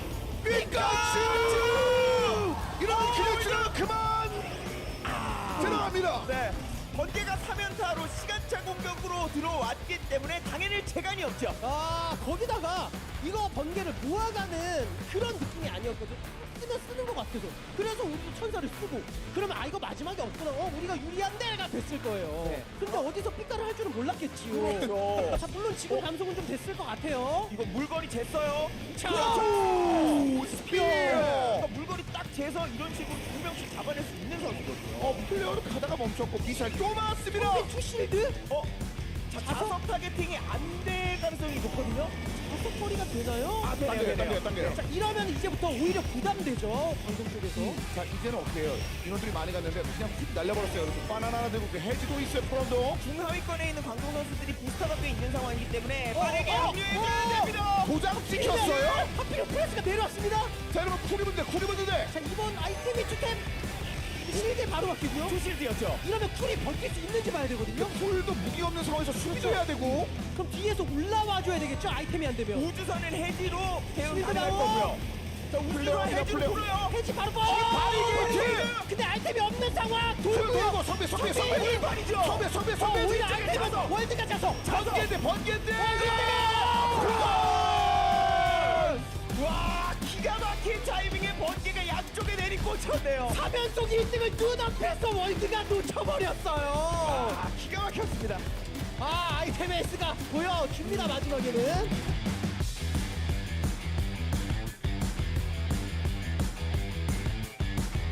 팔레드 입장에서도 지금의 호준을 잡아먹고 싶을 거예요.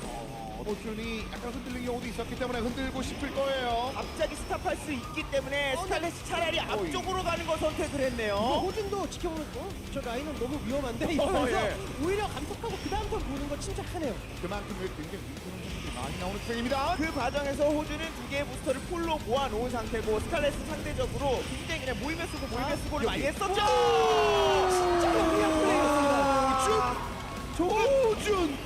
진짜 KO 펀치, 첫 번째 내 민 펀치가 KO 펀치였네요. 왜냐면 스칼렛이 부스터를 좀 타이트하게 가져가고 있는 상황이었고 부스터를 한다거나 이럴 수가 없었거든요.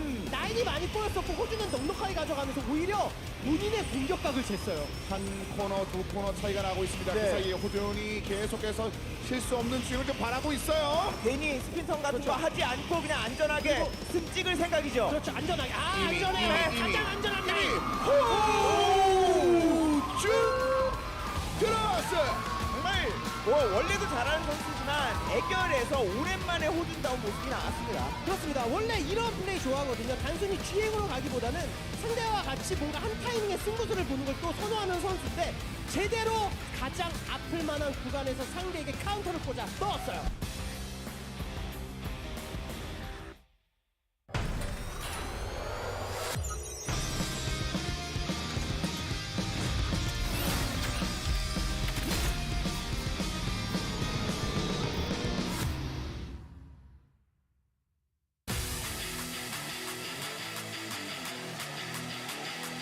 Welcome back, everybody. It's time for our second team match of the evening. It is Seongnam ROX up against Liiv SANDBOX. Seongnam ROX undefeated so far here in KDL Preseason 2. An unexpected result thus far. But Peter, you think maybe that could change tonight? Yep, they have 2 matches left to play, and both are against Liiv SANDBOX and KWANGDONGFREECS. So this is their hardest test yet. They need to win this one against Liiv SANDBOX to even have a chance at keeping up that flawless record. Yeah, it is definitely possible, though. This team has a perfect preseason here, as all hands in. Teamwork has been fantastic for ROX thus far, really outdoing expectations after what was a very up and down preseason 1 with some weak moments in item mode. But Liiv SANDBOX, this team needs no introduction. A dominant team that has gone to every finals since they joined Cartwrighter and Cartwrighter League. Now KDL going to the first team finals, Neil leading the charge. Some hiccups along the way this season with the roster changes coming through after the departure of 2 of their key players, but they've still maintained a top spot here. And I think that even though it's an undefeated ROX, this is a series that they absolutely could take, and I would go as far as to predict them myself. Yeah, you were saying about that before broadcast, and I do agree with you because Liiv SANDBOX, their only 1 loss comes against KWANGDONGFREECS, who is showing top their form. And every time Liiv SANDBOX went to an ace match, it was Neil winning it for them. Yeah, he has been the clutch player he hasn't been oftentimes in preseason 1. But take a look at some of the stats here for ROX Esports, because look at their average speed rank actually ding first place across the league. That is pretty insane. And consider also they're trying to make themselves a top 3 team, right? That's kind of like the story they're looking for here. The stats kind of back up that even though, yes, it has been weaker opponents, their wins have been dominant. Absolutely. Thing with that first place and average ranking overall, absolutely shining in the league, as we see ROX saying, fear always lies with hope. Yeah, That's a deep one. that's really deep. They have only dropped 2 matches, 2 games rather, like 2 modes, like speed mode and item mode, etc. They've only dropped twice. They're plus 14 going into this one. As we'll see if the hope and the fear are going to go together here for defending finalists, Liiv SANDBOX, with HyunSu coming in this roster, Dalda as well. A very different look for this team than what we saw in preseason 1 and what we saw obviously in Cartwrighter League. But they look very confident coming to this one. And, you know, they had a team rebuild. They still look strong. And they're looking for one of those spots here in the top of the bracket. Absolutely. They do have the highest defense rates in the whole entire league, which has been their concept so far, and it's been working great. Liiv SANDBOX saying, if we win today, we will secure a spot in the upper bracket finals. Let's go, LSB. We can do this. Yeah. That seems strangely longer than the Korean version. Yeah. I'm gonna like reading the Korean one though. It does it just does end up working out that way though. Yeah. Literal translation. As you know, sometimes that's how it goes with Korean, but very basic sign there. You know, it's straight, it's short and sweet to the point. I like fan. It gets right You know, to the point. For a lot of Cartwrighter, you could just sum it up right there as well. You know, ever since he came onto the stage here in Korea, a lot of Cartwriters just like you put it right there in that box. here's our track list for tonight in our second series. Japan Circuit will actually come through here. Bit of a rare one. Then Zigzag Timberland, Boom Hill Tunnel. 3 shortcuts once again coming through in Terracotta Twister with no priority on that Terracotta Twister, only coming in at the end. And once again, I mean, Liiv SANDBOX just keep banning New York Rally. And somebody tells me they just don't think they're as good at it as I think they are, but they just keep removing it. They never pick it. As we'll see, Brazil Circuit, which has also been a pretty good one for Liiv SANDBOX, taken away here by ROX. Singapore as well, a newer one. Yeah, ROX putting a lot of respect on the WKC tracks. They're banning 2 out of 3 of them. The other one, Liiv SANDBOX, was able to first pick right away for this round number 1. So it's time to see if Liiv SANDBOX can pick up their advantage here in WKC Japan Circuit.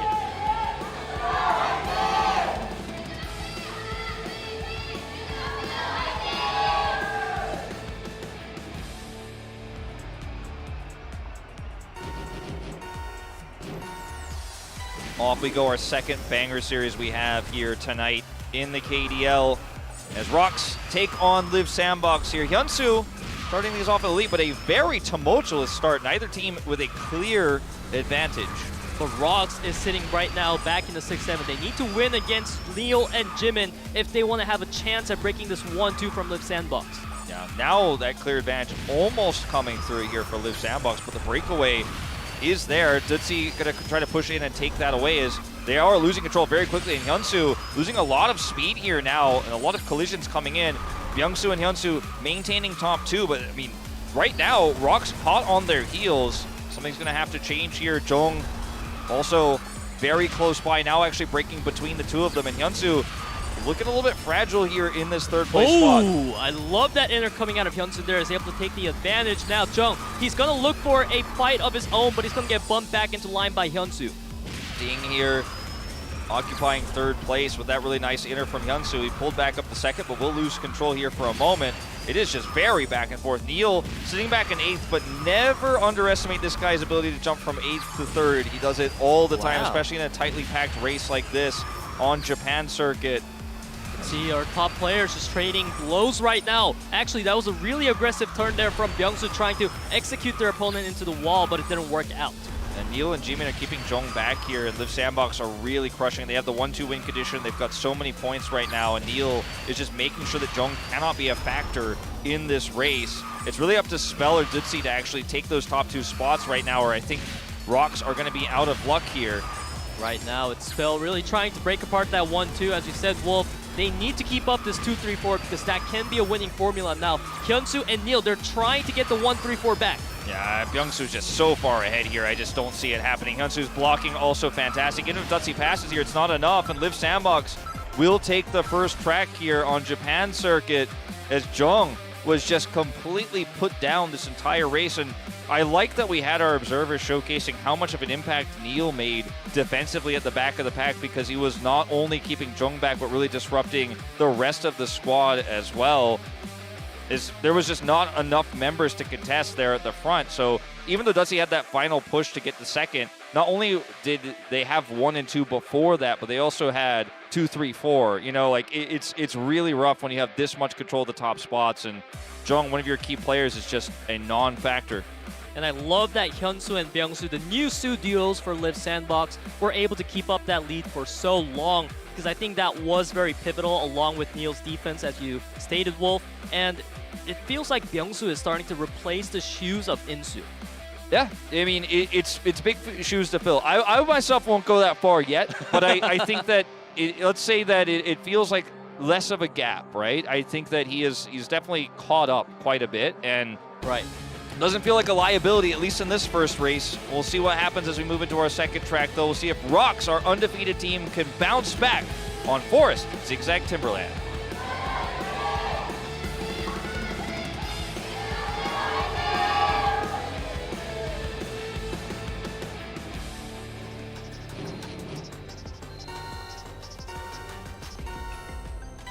Kickstart our speed round number 2 in ROX's choice of track. Liiv SANDBOX leading 1-0 here. And as I was saying earlier, I like that at least Byung-Soo is filling the Su name. The nickname is still around for the team. Oh, no, absolutely. Yeah. I was going to say, you know, I mean, I think he's definitely catching up, but he's got a lot more work to do if he wants to fill the legacy, right? And Yeah. I do agree in terms of being the Su name. He is absolutely matching that thus far. And look, he's once again up here in the top few spots, is in first right now. And ROX once again having the same problem that they had the last track where Neil is blocking Ding and Duzzi out. This time it's not JJONG, so at least they have their front runner up here actually contesting. That's exactly what ROX wants, but it's just a numbers game. I don't think they can win. Yeah, Neil is just playing sweeper again, just like track number 1, and it's working pretty good because Byung-Soo and Jimin, they have a firm lead, and HyunSu can go up to be that 1-2 if needed. Yeah, JJONG here, 1v3 here as HyunSu's just constantly colliding with him, making it very difficult for him to actually find the angle he wants here against Byung-Soo. As Jimin's in first and he's starting to build quite a gap, and Zigzag Timberland is really difficult when you actually are, if you're 1v1, you have a lot of opportunities to pass, but if you're 1v2, the track is just so narrow, it's just really difficult. You see Byung-Soo sweeping here to make sure that JJONG doesn't have great opportunities, even with that draft, for a pass. And see Ding trying his best.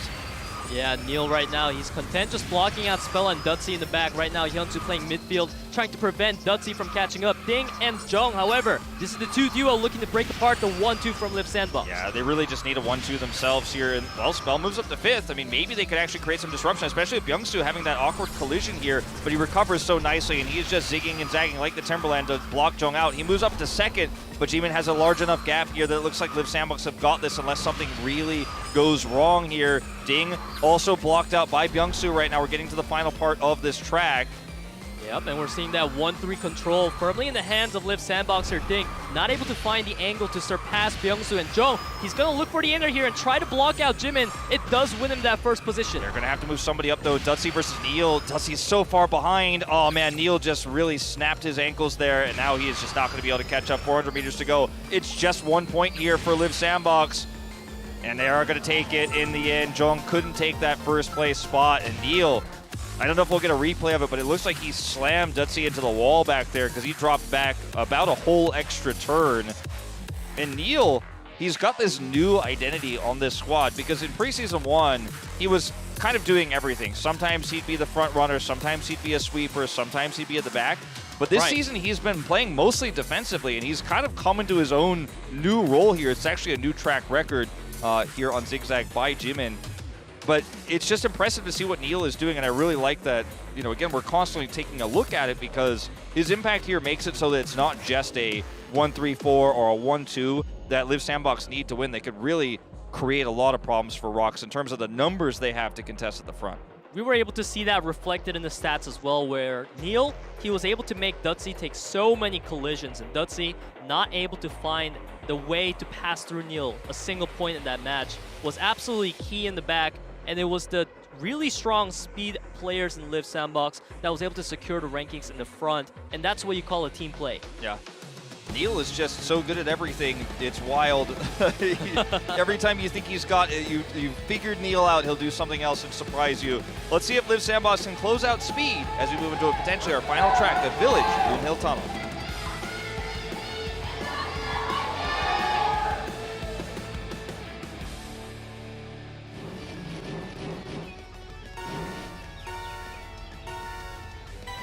Off we go, Liiv SANDBOX with a 2-0 start after what was very one-sided second track.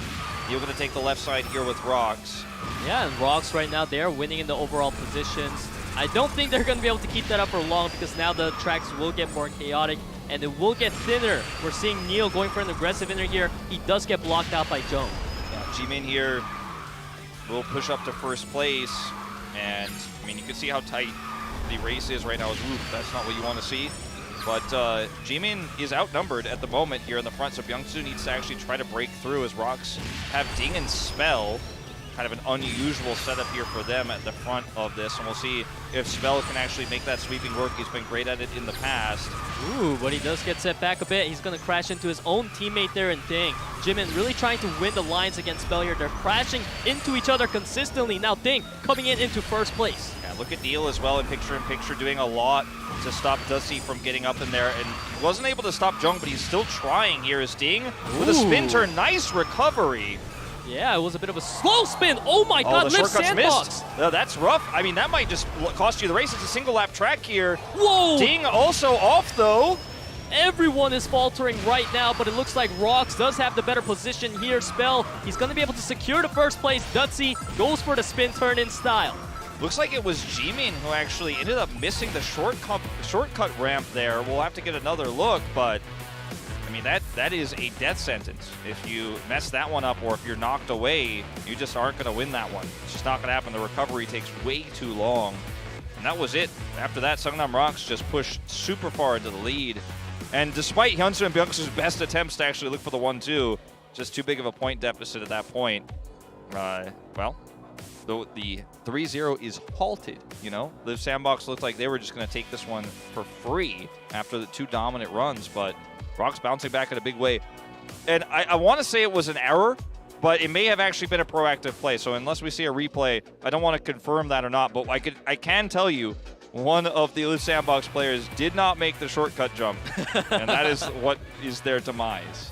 Yeah, that, as you said, Wolf, it just kills so much momentum. Even if you try to spin around and go up on the ramp again, by that point you might retire. So yeah, it's really tough to recover from that one. Liiv SANDBOX, I'm sure they're not too concerned because they are still up 2-1 against an undefeated team at that. Yeah, really a competitive lineup between these two. And I mean, Liiv SANDBOX bouncing back in a big way potentially tonight, but it's going to have to be the speed mode they need to finish out as small errors. We do have an issue being claimed, so we will update you guys as soon as possible as we are getting the replay reviewed now. Yeah, we want to see those replays, see what happened at that jump. And it is JJONG, and I'm watching it now. Oh, that's interesting. So from our point of view, it looked like based on his character model, he was clearly on the ramp, and yet he collided with something inside of the ramp itself. And I actually, you know, it's not up to me, but based on what I'm seeing here, I might definitely need some additional review because that did not look normal.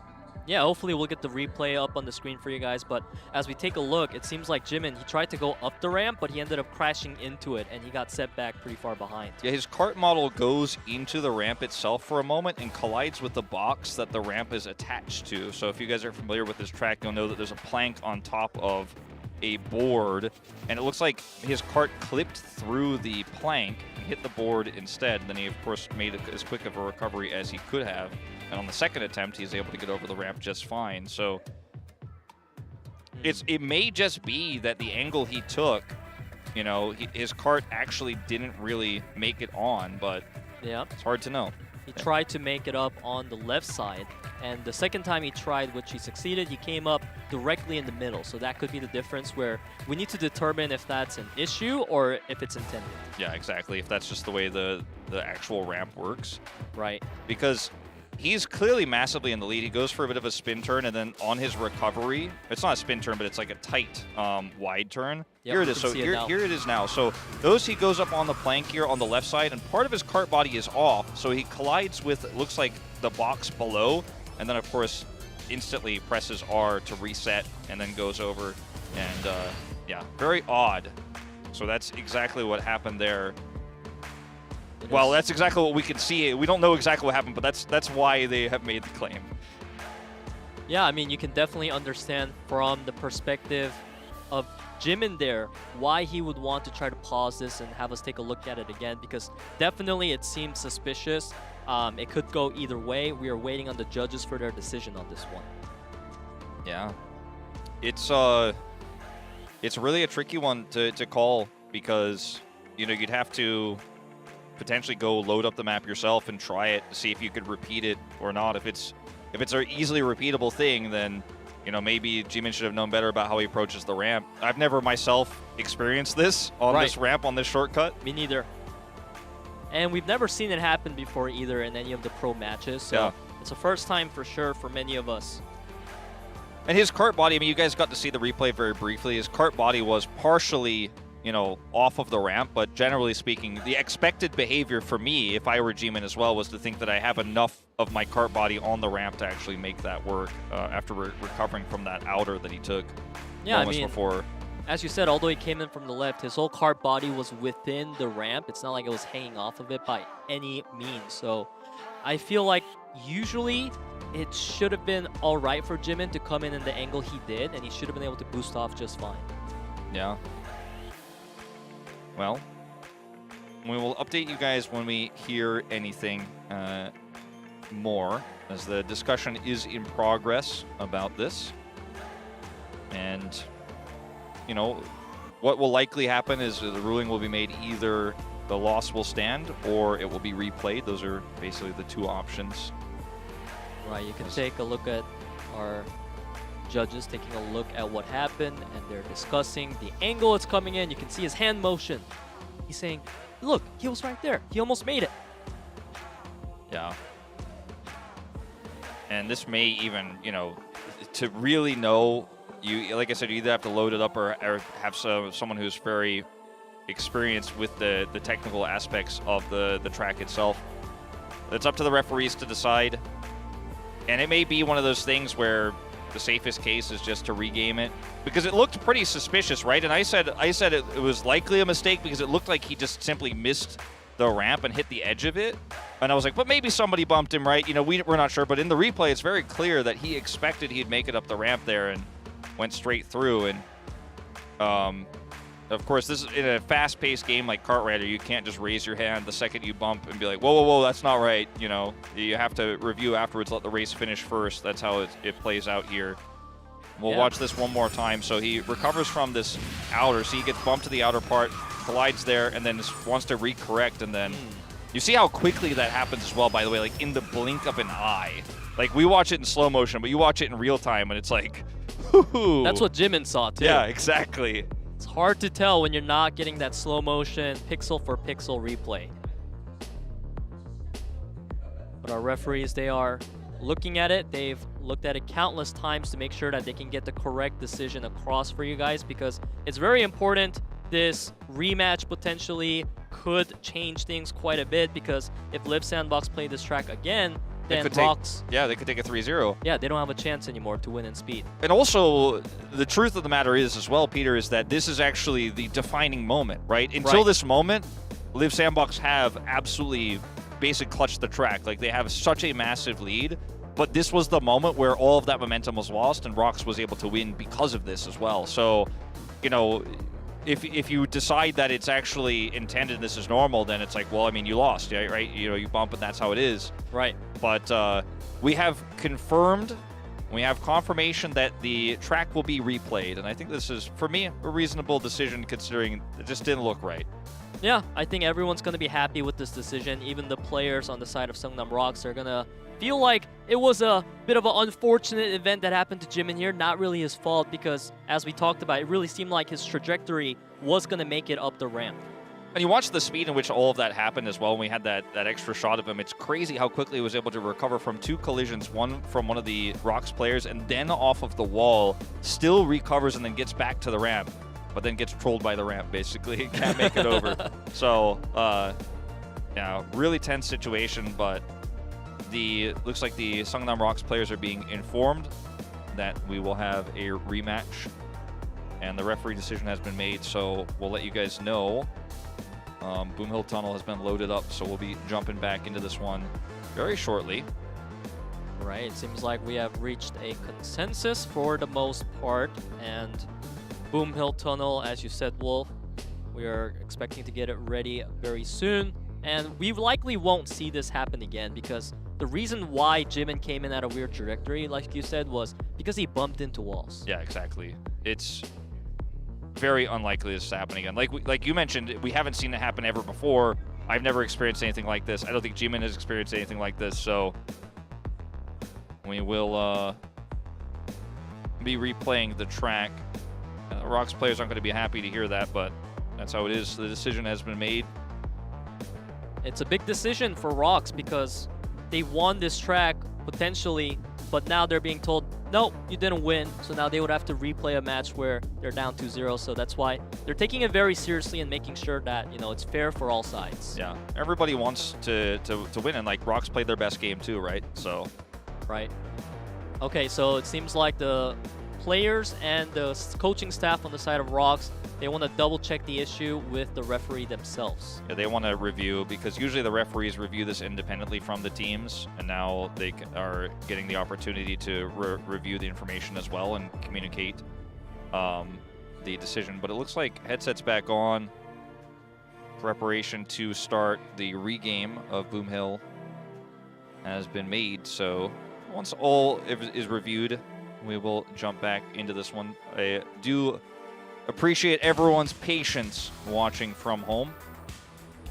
Yep, everyone right now is hoping to get back into the match as soon as possible, and you can see the discussion being made right now, just making it really clear to the players and the coaching staff of ROX why this replay is happening, making sure to talk about the details, like how it seemed like really that Jimin should have been able to make it up, which is the reason why we're allowing a replay. Exactly.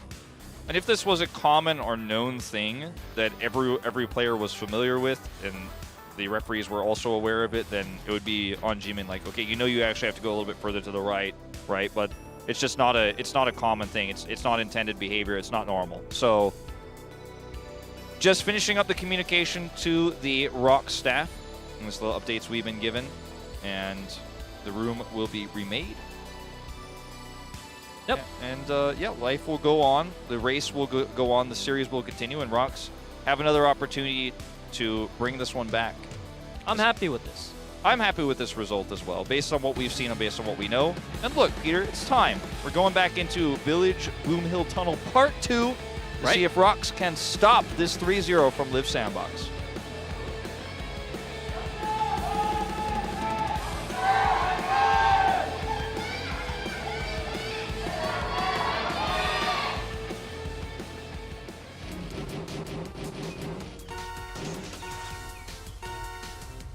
We are back for a rematch here in Speed Round 3.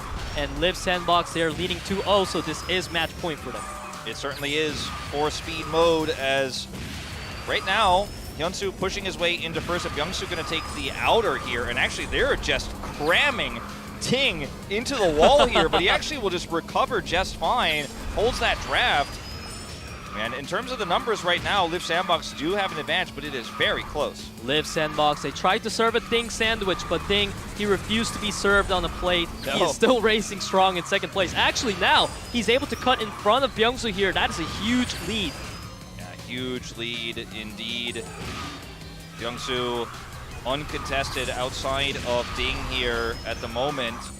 And Duzzi is just on the edge. As you can see, actually, ROX have control of the middle of the pack right now. Jimin and Neil significantly far behind us. Look at this. They're doing the Neil build, bouncing off the rail. HyunSu and HyunSu, Suduo gonna pull out ahead, and they have the 1-2 win condition. So despite the middle of the pack going poorly for them, if they can maintain 1-2, everything is gonna be fine. Is everybody making the ramp this time? Yeah, HyunSu, he got stopped out by the box there, but he's still holding on to fourth place. Ding. And wow, Ding, he's going to be able to dodge the collision there. And it seems like Duzzi and Ding are going to come in for a 1-2. 1-2 finish here. No weirdness this time around. ROX taking the win a second time here in the rematch. The big double victory here. And now they've got the chance for a reverse sweep here. And what could be a big turnaround in this series. And I mean, they still have the possibility of getting the perfect round robin here, the perfect regular season. As you can see, the difference here is pretty massive. Neil and Jimin unable to, unfortunately, recover in this from the back of the pack. Right, a reverse sweep is a tall task to ask for, but a team like ROX, if they want to maintain their perfect season record against Liiv SANDBOX, they have to be able to pull it off. They need to be able to handle these high-pressure situations. Yeah, it is so far so good for them. I mean, this is the team that has players that have quite a bit of experience now under their belts, JJONG especially. See what happens as we move into, again, a rarer one, Mine, 3 shortcuts.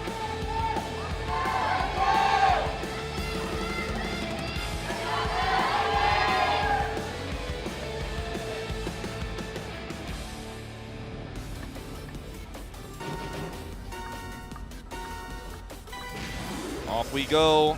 Seongnam ROX here battling back against Liiv SANDBOX. Both these teams so strong right now. It's one of our closest matches potentially of the season. ROX with the 1-2 lead. Yeah, Duzzi and Ding really looking to carry this one in all the way home, but Jimin, he's here to disarray the 1-2. Neil is there as well for a lot of the sweeping. It seems like Liiv SANDBOX took a dive there into the lava. Yeah, multiple players actually getting knocked off. It looked like they're maybe Neil and HyunSu, but they are at the back of the pack here. Right now, 1-2-3 in clean position here for Seongnam ROX, and HyunSu, he's going to force his way in to that top 3 spot, but he doesn't have any support right now, and Neil is trying to battle back. We can see the distance between him and the rest of the pack. He's got 2 Liiv SANDBOX players behind him, and this would be a massive comeback if Liiv SANDBOX pull this off. As HyunSu is denied. Sick defense there from Seongnam ROX. Absolutely executed off that one, all the way into 8th place. Now it's up to Neil. It feels like Liiv SANDBOX players are playing baton pass, trying to be that player to deny the 1-2, but it's too tall of a task right now. It really is. Neil just trying to draft here aggressively, but he will have to move past the defensive Duzzi. And look at how Duzzi is trying to actually create chaos here, trying to push him into the wall, but Neil handling it extremely well. The problem is he's not gaining the distance he needs to. The 1-2 is now much wider of a gap than it was before, and Duzzi actually still gets to keep that 3rd place spot. This one looks all but over, even if Neil is able to somehow crack top 2. It's impressive what he's doing here individually, but it just doesn't look likely. 500 meters to go here, and I think we might have a 5th race of speed. It seems like it. Liiv SANDBOX are winning the middle right now. They secured a 3-4-5, but 1-2 is always a win condition. So ROX, off of a strong performance from Ding and JJONG here, we go to that round 5. Round 5, our 6th track to be played in this series, coming down to the wire right now, and Liiv SANDBOX had such a strong start. First track, you argue a little bit back and forth, but pretty one-sided. Second track, extremely one-sided. Then you have the Jimin collision with the box, and everything changes. Now you have ROX with a dominant win on the 3rd track. 4th track here, some errors on the side of Liiv SANDBOX mean they just don't have the numbers game, and even though Neil played so well individually, they were just so far behind from the outset that ROX almost get a walkover on this one out of that early error. And now we're moving to, weirdly enough, the final track, Terracotta Twister, the one that you normally see early on in the series. We'll watch this mistake once again as Neil and crew are actually on the edge here and just get pushed off. And then HyunSu trying his best alone, but then he's also knocked back. Great defense there from Spell, and you can see all those unfortunate happenings for Liiv SANDBOX, but so much time for ROX. They were able to just run away with the 1-2, focus on their builds without any pressure. Yeah. ROX is a rock too. I like that one. It makes sense. We're keeping it simple tonight. I didn't read the top part, but I saw the bottom part. Let's move into what will be our deciding track between these two teams in speed. World Tour, Terracotta Twister.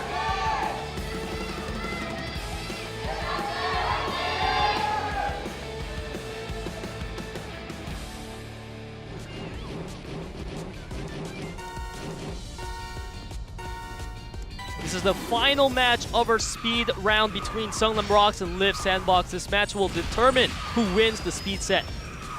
Will definitely be a huge momentum swinger. It means the winner of this could close it out in item mode. Now Neil, is holding 1st place. We'll have it taken away from him. Momentum definitely in ROX's favor right now. Right. Bit of a collision there, though. Unfortunately for Liiv SANDBOX, furthers that. Right, and Liiv SANDBOX, they are absolutely taking the midfield right now. Spell and Duzzi, they are losing out, and Jimin, if he's able to catch up and play more defense, he's going to buy a lot of time for the top of Liiv SANDBOX. A lot of collisions here. Yeah, a lot of collisions, but HyunSu and Neil will actually be the biggest benefactors of those, as Ding trying to use that draft and a nitro to actually pass, but HyunSu will successfully block, and we're about to reach the checkpoint here, moving into the 2nd lap, and Neil and HyunSu had the 1-2 for quite some time, but the other problem is, even with Ding passing here, they're going to need more than that. Now, Spell, that could change things. If he actually is able to pass HyunSu here, there is a real chance for ROX, but with JJONG and Duzzi in the end of the pack, in 7th and 8th, if SANDBOX just have the numbers game. But HyunSu is looking like a tiger on the hunt with his lines. You can see him fall back. However, now it's Jimin trying to deny that 2-3 from ROX. The 7-8 from ROX is looking really bad. It really is. The Spell needs to actually do more than just block. He almost needs to just create disruption. He needs to actually cause HyunSu to fall back, because if Duzzi and JJONG can't actually pass, this one looks like it's all said and done here. Liiv SANDBOX with a massive lead, and they are trying their hardest. Spell wants to push forward. Looks like they've given up on defense. They want to push for the 1-2 as a tall order, and oh man, Spell dropping back to 5th place. I think that is going to do it. Yeah, Neil is just running away right now in first place, so far away from Spell here. ROX trying to at least control 2-3, but that's not enough when you have a 7-8.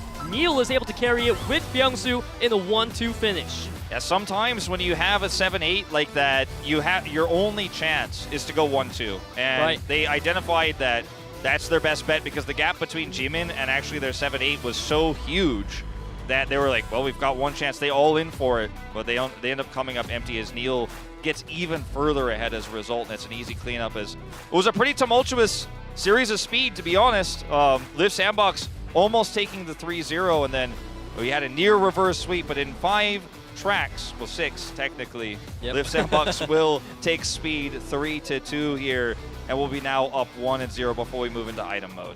I love that Neil is able to change his playstyle on the go. We saw him playing a lot of sweeping in those first 2 rounds, but in that round 5, his lead in first place was absolutely key, because it really felt like ROX had no way of taking 1-2 away from Neil. And now we're moving into item mode. We're going to see Plansy swapped in. Yeah, Neil is, like you said, I really like that you pointed out, because it's the exact opposite role he played in those first 2 tracks. You know, right. He's defender. He's the one who's going to actually make that 7-8 happen. But when the 7-8's on the other team and he's got the lead, he's going to be that one his way at the front. And yeah, Plansy will come in. Daldo will also come in. We have our item aces. Neil, he did his job. He did it well. Now he can take a break. We might see him again if the item mode goes Liiv SANDBOX, or rather ROX's way, and then he might come back out for the ace match and rest his hands. Keep in mind that out of the 6 sets of item that Liiv SANDBOX has played, they have lost 3 of them. So this is where they show a bit of weakness, and it's that chance for ROX to strike back and try to take us to an ace match. Definitely a big chance here. Let's see what the draft is going to look like here for items, as it will be ROX's priority. Cogwheel Crush, Sphinx's Riddle, and London Knight are their tracks here. So definitely pushing more towards stuff like the Magnet Rush and some timings to finish the map, as Magma Cavern and Motherlode, will be the choices here for Liiv SANDBOX. I do like, if you think you're the stronger team, to ban Shark's Wake, because that one, you just never know. Polar Halfpipe as well, often a lot of chaos. London Knight would have been the 3rd one. I think they would have banned if they could, but because there's only 2 bans, it's going to be the final track. ROX pick it up here. Yeah, and I like that Glacier tracks were both banned out by Liiv SANDBOX. They don't want any of that. We've seen too many teams opt for the strategy of first picking Shark's Wake, and Liiv SANDBOX really respecting that, potentially coming in from ROX. Yeah, definitely true. Oh, I like that little picture of HyunSu there. Yeah, a lot of funny HyunSu pictures put on interesting drawings this year. It's been a trend, okay? Liiv SANDBOX up 1-0 in this series. Let's see if ROX can shore us up on item mode, starting things off on Factory Cogwheel Crush.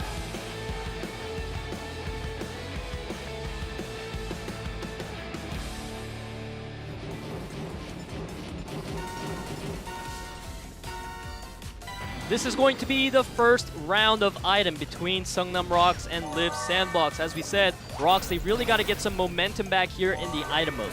Double barricade is pretty rare this early on. Jimin tries his best to make an impact with it. Will be slight.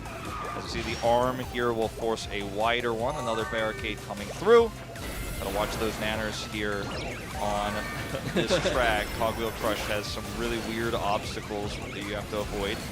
As Ding is just going to take a bunch of damage. It's chaos up here in the front lines. Right, and we're seeing a lot of barricades being thrown around, but not to great usage. Our players are too proficient at dodging those out. It seems like a lightning has been picked up for JJONG, however, which is a very good item. HyunSu, 2 shields in first. That's a pretty ideal setup here. We'll have to use 1 to avoid this barricade, and he's still going to get hit with the EMP. HyunSu now going to swap his way into first, and they won't take the shortcut, just going to take the inner here. Very safe pathing. Ding getting hit as well, trying to deny him some items as well. Nice cut there from HyunSu. We'll get magneted. Right. Seems like HyunSu is just really trying to take this one home, but Duzzi is right there behind him. He's able to take the lead now, in fact, with the shield and the nitrous combo. That may buy a lot of space for Duzzi. All right, so lightning here held by JJONG. And so oftentimes when you get lightning, you want to play a more supportive role but he got an EMP, so feeling a little bit awkward to do that. Not a very useful item. You see he's actually just kind of allowing the rest of his teammates to push back. He'll toss the EMP and look for a rocket here. So he's now going to move back into 6 here and play defense and play supportive and try to build up some Angels, for example, or a second Lightning. But ROX really kind of struggling in terms of their positions right now. Several Nitros held, several Lightnings, but the advantage definitely goes to Liiv SANDBOX in terms of Jimin's lead right now and the items held. And Jimin's pulling a big lead here, but one single UFO could ruin their plans. And double lightning by JJONG. The clouds are forming in the Sky's Wolf and the water bomb. Oh, he hit by the It water catches bomb. him. I mean, they might just be doomed here now. There's no magnet for Liiv SANDBOX, actually. And Planty's just pushing through the shortcut. 400 meters to go. We'll get UFO. Ding needs to hold strong here on the jump. Seems like Ding is trying to run away with this. Liiv SANDBOX, they're going to get slowed down by the lightning. Duzzi, he slides his way into the finish line. It feels like ROX really had a good handle on this track. The lightning usage at the end was really good. Yeah, I think they were able to identify as well that with no magnets, Liiv SANDBOX couldn't really actually use their items to stop their final push. And so they just decided to take that shortcut and push through, and Liiv SANDBOX just ran out of steam. And with Lightning, you know you have... Lightning can kind of be like an Angel in itself because it just stops any final pushes from coming through. And even if an attack comes over, you're not going to be able to catch up oftentimes because you're going too slow. Beyond that, also, with that final turn, it's very difficult to attack. Your angle becomes really hard to actually hit. So, good start here for Seongnam ROX in item. See if they can keep the momentum going. Yeah, I love that they were able to pick up this momentum in their track of choice. And if they win in the next track, I feel like the momentum is going to swing heavily for ROX, and they could definitely bring us to an ace match. Definitely could. And, I mean, ROX have really changed their item mode playstyle with this roster. They were arguably one of the weakest item mode teams in Preseason 1, but they have looked much better this season. It would be crazy if that is what it's going to take to bring us to an ace match against Liiv SANDBOX. Moving to the second track, Mine, Magma Cavern.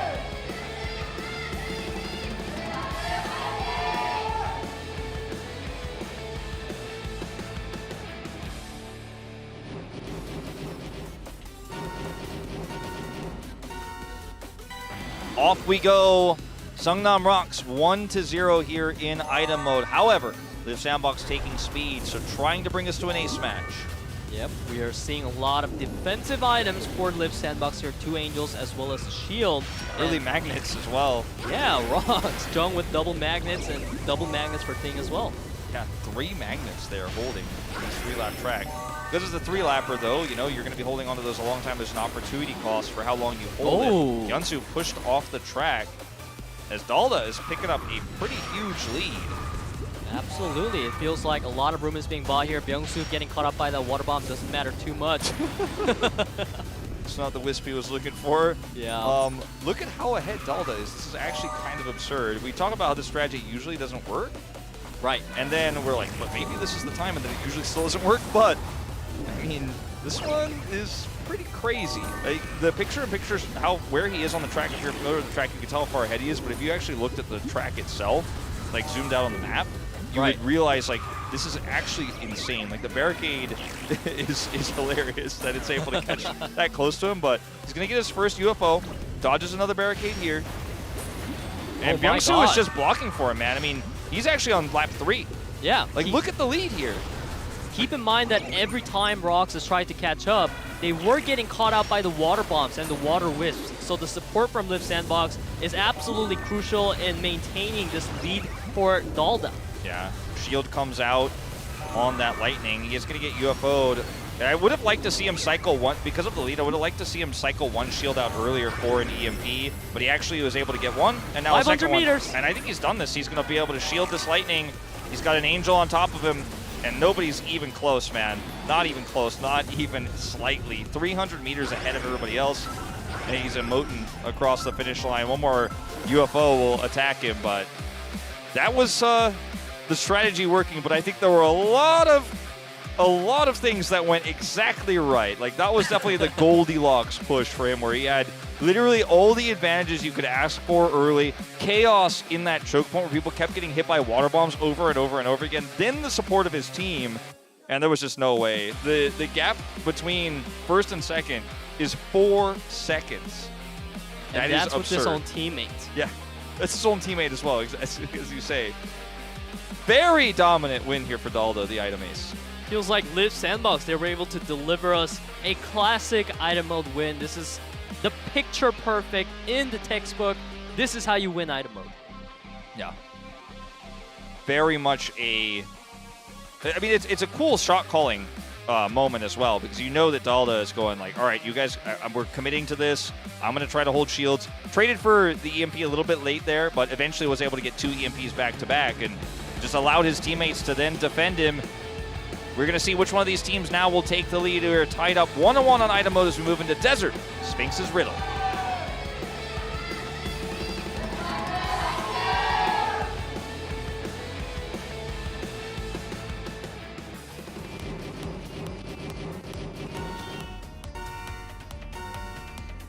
We are here now in item round 3, 1 point per team. As we see, this is going to be a 3-lapper track, and Ding, he does have a very early Angel on his side.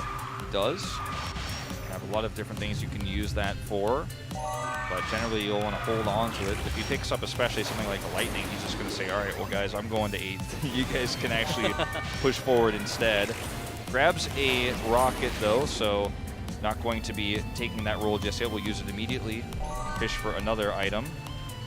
As right now, ROX have a pretty good number of carts up here towards the top half, but it's HyunSu is in the lead, albeit Banana not going to be too helpful on that one.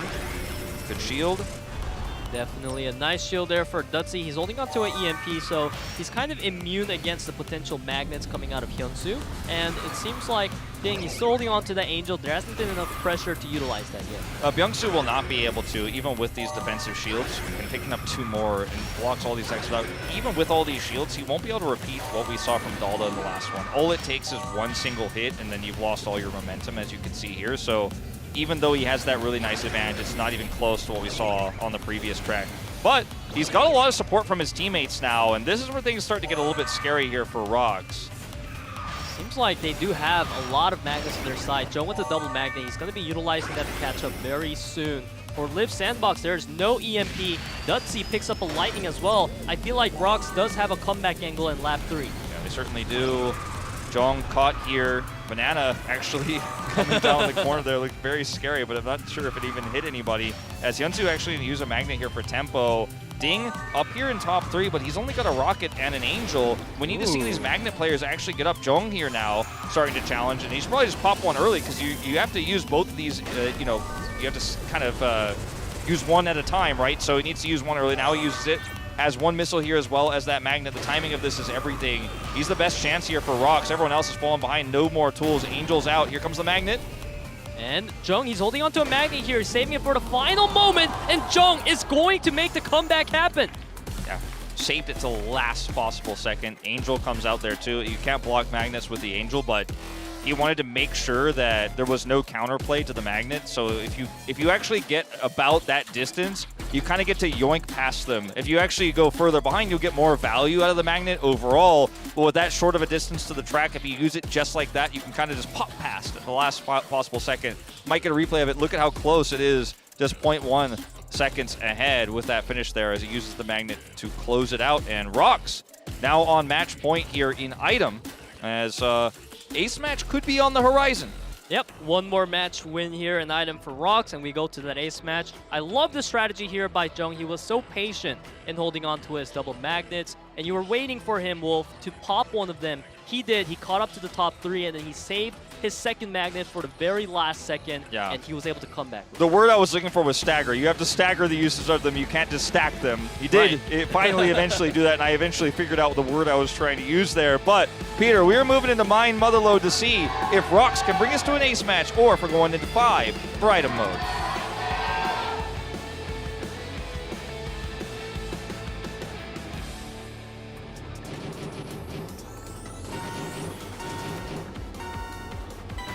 Off we go here. ROX looking very solid in terms of strategy here and timings. And the map pool they chose suggests that that is definitely the way they want to go about things. HyunSu gonna have a bit of a bump with the wall there as we have some EMPs picked up here for ROX early. Can be impactful, but usually not what you want. See those cycle through. Yep, and we're seeing an EMP and a shield being held very long by Ding. He seems to have a significant lead for himself, but he's going to get stopped out by the barricade as well as the water bomb. Yeah, if he had that shield just a second earlier, I think he would have actually been able to recover there. Because if you have shields and an EMP both, you really feel very comfortable after your position. As you can see here, you can block everything, but eventually you run out, and he didn't have a big enough lead to where that was going to be okay. So HyunSu now is going to push his way into first. Will shield that Wisp. Oh my, Wow. these shields coming out of HyunSu are so clutch. He was able to block out almost 3 attacks, but he's going to get caught out by that Wisp, buying a lot of time for JJONG to catch up. One magnet picked up here in the second lap for Duzzi. He's actually now got 2, so he can use 1 to move into the middle of the pack and then try to look for a timing just like we saw on the previous track, but much tougher to use on this track because Mind Motherload has a lot of winding turns, so the timing has to be basically at the end exactly. And here he comes with that first magnet. Now he's got the second one. Actually, he's going to lock it in now, not wait for that timing, so... Yep, he's got double missile now, so if he can catch up to HyunSu, he can start utilizing them. However, a shield in the pocket for HyunSu, trying to keep up this magnificent lead that he's built up so far. Yeah, Duzzi up onto the high ground here, caught, but trying to block a little bit here. HyunSu, look at the map. He is significantly far ahead right now. Gonna need to see those missiles connect here. A shield is out for him as well, so he can block that last one. Yeah, and Shuts keep in it down. mind that Liiv SANDBOX, they're holding on to 3 Angels right now, so they're really able to support HyunSu on this one. He also has the EMP, so gonna get hit by that one because he didn't have a shield, but now he's got 1 and the EMP, and if they can just focus on JJONG here, it's pretty easy for him to close this one out. Needs to avoid some of these hits here, wants to save that shield till last possible second. Duzzi, though, has a missile. He's actually sneaked into first place here. Someone's gonna have to catch this guy. HyunSu, They've got he does have tools. it. Yep, HyunSu has the magnet to catch up here. The Angel's going to get popped to block out the water bomb. I love the usage there, and it seems like Duzzi's going to spin out of control. Jimin is able to take control of that one as well, come in first place. We're going to 5 in items, and Liiv SANDBOX may yet have that opportunity to lock in their upper bracket position in postseason. All they need to do is win this final track and close it out 2-0. No ace match required. It's the timing of that push there at the end. Very nicely done, using the Angel and the Magnet in conjunction there. ROX looked like they may have been able to actually make a push work, but I think that using the double Magnet early as they did might have backfired in a big way. Could have been a little bit more patient with that one, but ultimately they decide to toss them out early. And now we're going to the final track choice here of ROX. Seongnam ROX chose World Tour London Night. This is definitely where you have to make that timing work. Yeah, as you put it, Wolf, earlier, this is the track where timing comes in super clutch because it's that final moment before the Ferris wheel where if you end up losing momentum, you're kind of done for. So you got to make sure that your team has the Angel for you. If not, then you have your own shield. I feel like we've seen a lot of Magnet boosts come into great usage in London Night still as well in preseason 2. Yeah. So this is the final moment here. Pretty straightforward. Jimin and crew having the shield, the Angel, that is to say, in that final push. No way to shut them down. London Night, though, I mean, this one gets pretty chaotic. This is one where that final push is everything, and ROX have been so good so far at actually making that happen, despite being weak at it preseason 1. Let's see if we're going to an ace match or if Liiv SANDBOX is going to close this one out 2-0.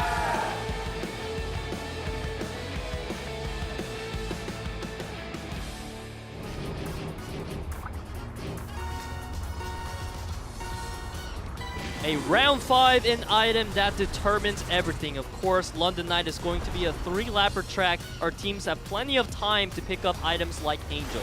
Yeah, getting a little bit trolled by the double-decker bus there for a second with everybody. His Magnet's out early. And the lightning as well for HyunSu. I love that early pickup. Yeah, that's going to feel very impactful, but you have to be good with how you use it, because if you're in first place... Oh my god, yeah, Clancy. Yeah, that was pretty sick.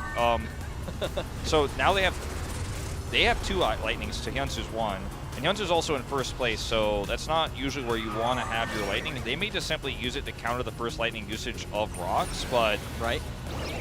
Otherwise, you know, having this in first lap isn't that useful either. Now, lightning is so good at countering those final pushes because it means you can just shut down all momentum, all speed. Right. So if I'm HyunSu here, I'm probably trying to see if I can swap places with somebody else and get a secondary defensive item like an Angel. But he's just completely holding on to first place here. He's going to grab a shield at least. Let's see if this pays off, because I think it's quite risky when you consider 2 lightnings on the other side. We would rather have somebody else in the front running spot looking for a big combo. And you can see a lot of nitrous being picked up here, so it's going to pick up a lot of the pace for our back and middle line. Seems like 3 lightnings are all we have in the field so far. Only 1 angel being held for Byungsu, so our teams are getting really set up right now for this final lap. Yeah. And the lead here that HyunSu has is so minute. He's actually not getting hit with any attacks, which is wild. Okay, finally, because he only has an EMP, which he will end up using there, but still loses a lot of control. He's actually now in last place. Picks up another EMP. It was quite bizarre. At the end of the day, though, I mean, Byungsu now is the one who has to get it done. 500 meters to go. Lightning's going to be staggered here by ROX. Dalda, can he avoid the second one? Got an angel, but it's not enough. Does he pass him? No, he cannot. And Liiv SANDBOX will take it. Very close. Very close. Lightning there. Oh my. Staggered is barely enough. You can see how happy they look, completely jumping and cheering. I love to see that team spirit coming out of them. It must mean the world to them to show up here and be like, you know, ROX, they have all the attention on them right now for having a perfect season, but we, the Liiv SANDBOX, you cannot forget about us. Yeah. And, I mean, you look at the way that this series went down, though, for ROX, it's pretty impressive. They really pushed Liiv SANDBOX to the brink. Their perfect season is over, but they're still going to go to playoffs, you know? And Liiv SANDBOX, on the other hand, they secure the spot in upper. They bounced back in a big way because I think the beginning of the season was a little bit rocky. You know, it was still figuring out how to integrate these new players into their roster, but they're starting to look a lot more confident now. And to be able to make this statement win happen against that undefeated team is definitely the kind of win you're looking for. And I think that's why they celebrated so much. It was a hard-fought victory, but they are ultimately able to take it in the end. No ace match required. A 2-0 for Liiv SANDBOX. Yep, they were able to take that speed 3-2, and they were able to finally break their item mode curse and show that they can beat a strong item team like ROX Esports and take that one 3-2 as well. Yeah, very much a pivotal win here for them. This won't affect too much of the lower standings, where we're looking at teams like Showtime down there. Yep. And Aura, who I believe we had confirmation are actually eliminated because of our previous set, but we'll take a closer look at the standings later on before we go into solos. But this is a huge win. And for ROX, I mean, I don't think you look at this series going, this is a huge setback for me. You know, it's a tough opponent that you will play against in the playoffs. You will likely meet them. You will likely have to do a battle with them again. You probably take a lot away from this series. You probably learned a lot from this series. And the victory that we did see from them and the bounce back in speed, especially after what was a regame, bringing that back so early is great to see. And the win here will push Liiv SANDBOX into first place 6-1. That's their final game of the season. They will guarantee that upper bracket position even if Seongnam ROX pass them, because they'll be top 2. And then, of course, for Aura, staying down at 3-3. A very much low in the set score, which is why mathematically it was being discussed they were eliminated, because you can only get +2 at best. And even if both of the other KWANGDONG and Sensation lose, you can only lose -2, so they wouldn't go down to 0. So yeah, mathematically speaking, I can confirm from looking at this that, yeah, they will not be going to playoffs. So that's the cutoff line. We know who it's going to be. Yeah, that's the difference of the set wins and the round wins coming in. And today was an important day for all the teams, because the 4 teams that are moving on into postseason all got to feel each other out today. And it was pretty clean win overall, I would say. Although it did go to 3-2 each time. Liiv SANDBOX, they show the form they're in. They're looking pretty dominant, as you put it, Wolf. And in the earlier match today, we did go to an ace match, but we got to see the form of HoJun and his team. Yeah, we really did. And Sensation winning this clutched that playoff spot out. Now you know Aura's not going. Now you know that you're actually in top 4. You get to have that opportunity to play through that double elimination bracket and show your stuff. And with these 4 teams, anything can happen, right? I'm sad Aura's not going to be there, because I think they're also a really incredible team. And, you know, maybe in the future we'll end up having a different format where we have more playoff teams. But for now, you know, we have to put that cutoff line straight up in the middle. But still, Sensation, I think, even with, you know, what we saw from them in preseason 1, a lot of people are looking at it going, well, I don't expect it's going to be them this time. I hope that ROX can turn it around. We'll see ROX or Liiv SANDBOX Kwangdong, right? But Sensation, they defied expectations. They came in with a very strong start to the season. They maintained that form. And for Liiv SANDBOX, bouncing back, right? And I think we're going to have a pretty competitive postseason. We had one in preseason 1 where, you know, we had that sudden underdog aura pushing their way through. Kwangdong also arguably slight underdogs to Liiv SANDBOX. They're able to take it in the end. And who knows? Maybe Sensation make a heroic one to be our final preseason champions. Yeah, a lot of the classic rivalries are being upset here in KDL, and it's just a start of a new slate for all the players. It was KWANGDONGFREECS with a really nice win for themselves in preseason 1, but given how competitive our teams are right now, I can't place my fingers on Kwangdong and say they're likely going to win preseason 2 just because they're a defending champion. No, all of these teams are looking so phenomenal.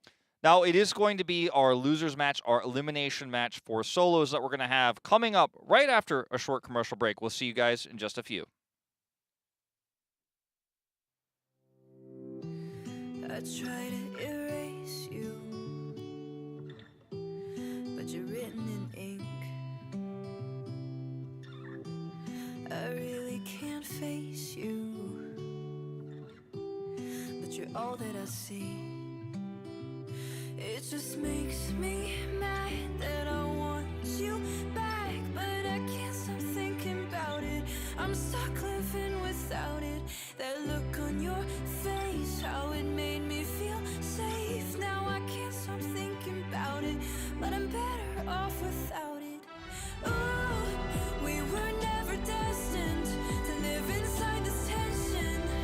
Call us a learning lesson.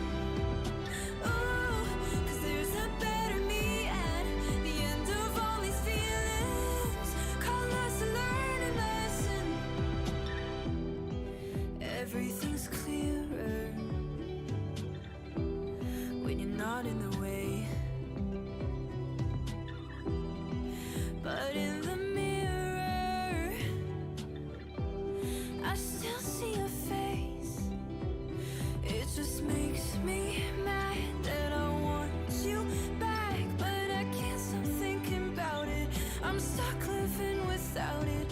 That look on your face, how it made me feel safe. Now I can't stop thinking about it, but I'm better off without it. Ooh, we were never destined to live inside this tension. Call us a learning lesson.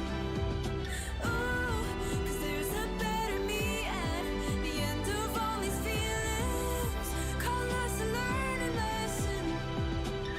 I'm trying, I'm finding, I think I'll be alright. Just give me time. I'm trying, I'm finding, I think I'll be alright. Just give me time. I'm trying, I'm finding, I think I'll be alright. Just give me time. I'm trying, I'm finding, I think I'll be alright. Just give me time. Ooh, we were never destined to live inside this tension. Call us a learning lesson. Ooh, 'cause there's a better me at the end of all these feelings. Call us a learning lesson.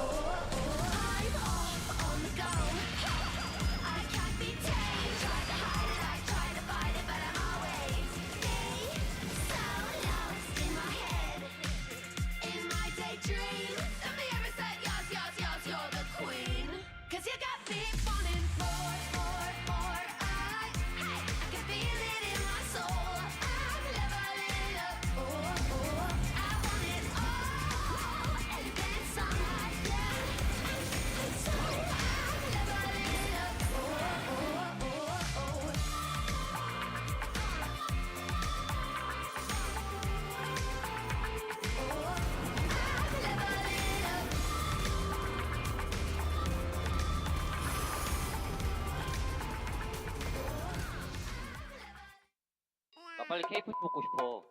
야 나랑 지민이 형만 못 먹었어 많이. 아 이거 내가 먹었던데? 아니야. 나도 아니야.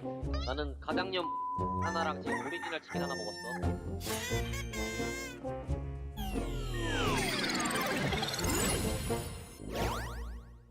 낭만이란 배를. 할아버지 있냐 여기? 자꾸 홍성배 홈 트로트 같은 거 들어. 막걸리 한 잔. 와 지난 시즌 나 2조 5등 이번 4등 아 포텐셜 경기를 했어야 됐어. 그냥 델리를 했어야 됐어. 커뮤니케이션을 통해서 현수와 병수가 누가 먼저 접근해서 저 원투 사이를 해집을 건지 빨리 얘기를 해줘야 됩니다. 나 홀드랑 해야죠. 나도 왔어. 나 홀드랑 1차에 나도. 까빠졌어 5등. 이거 저기 하나 먹을게. 한번 살면서 와. 빨았다. 나이스. 봐줄게 병수. 빨랐다 저. 야 한번 막혔다. 끝만 봐봐. 빨리 이거. 앞에 화이팅. 끝만 봐봐. 막아놨어. 나이스. 밀어놨거든. 나이스. 가봐. 해볼게. 찍고 할게. 가봐. 1등만 하면 돼. 1만해. 1등만. 먼저. 나이스. 일삼. 나이스. 고맙다. 용준이 형 잘했다. 고맙다. 나이스. 실버 그렇게 안 좋다. 없다. 괜찮아 천천히 까빠졌어. 해보자. 나이스. 일 선수가 이럴 때 진짜 잘하거든요. 그러니까 오히려 지금 딜에겐 나쁘지 않아요. 바꿔만 있어요. 그냥 갈고 가자. 갈게. 봐봐. 나 유지 중. 네, 하나 따면. 조심해. 괜찮아? 1등만. 알았어요. 1등 해볼게. 앞에 2대2. 1단 아니야? 1단 해야 돼. 1대 1다. 1사 뭐. 집중해볼게. 알았어. 조심해. 받았어. 나 3점. 3등해. 나이스. 나이스. 와우. 뭐야? 먼저. 에미 줄게. 팀이 먼저 해. 먼저 할게. 두 개. 네, 챙겨. 물 버릴게, 용구나. 그렇고. 흔들리고. 이제야 나한테. 이제 하나 더 있다. 팀이 먼저. 나이스. 1등 실드. 물 쳐볼게, 용구나. 거의 3개. 낙탈. 내가 풀까? 나 비타요. 풀어봐. 한. 미사일 맞을게. 먼저 해 지민이 형. 미사일 또 맞을게. 나 먼저 할게. 나 먼저. 오케이. 먼저 와봐. 나도 있다요. 하나 버렸어 그냥. 버려. 살짝 챙겨야 돼, 앞할게. 깨졌어. 다리 깔면. 이부터 지금 물 버릴게. 한번 한 번만 더 있다가. 네. 하나 빠진다. 동준이가 한 번 해. 천천히. 저는 안 왔어. 내려갔다. 올라서. 우리가 더 세, 우리가 괜찮아. 올라서. 끝났다. 나 김이야. 나야. 하나 더 있어. 하나 더 있어. 해제했어.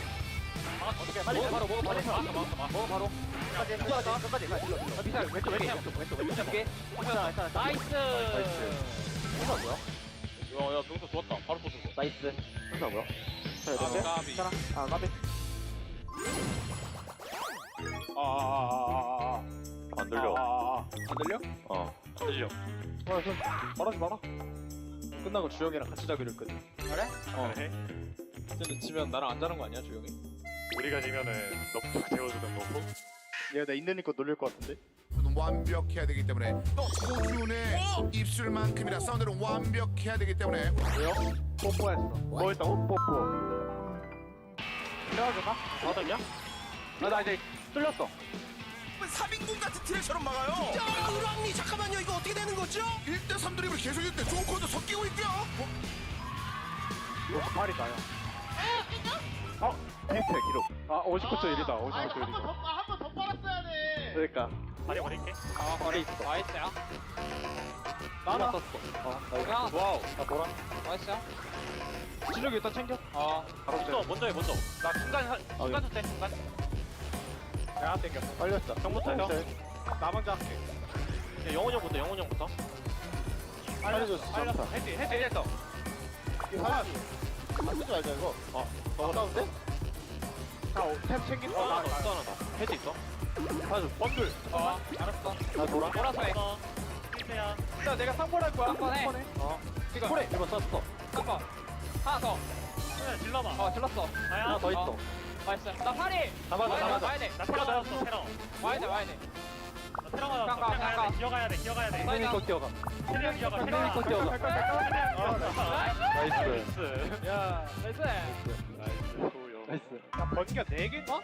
4개. 우리 4개야, 4개. 이건 억가야. 광산 스쳐 지나갔네요. 꼬불꼬불 다운힐. 낸 뭐야? 하고 싶어요. 자신 없으시면 저한테 넘겨주셔도 돼요. 자신 있어. 네네네. 광고래. 형 해. 일단 대기실에서 나오면 편하게 하면 되거든. 그냥 형 하고 싶은 대로 다 해. 알겠지? 양팀 모두 다 오늘 패배하면 진짜 현저히 가능성 낮아집니다. 흔들고 싶을 거예요. 갑자기 스탑할 수 있기 때문에 스칼렛이 차라리 앞쪽으로 가는 걸 선택을 했네요. 호주는 두 개의 부스터를 풀로 모아놓은 상태고 스칼렛은 상대적으로 굉장히 그냥 모이면 쓰고를 많이 했었죠. 진짜 영리한 플레이였습니다. 호준.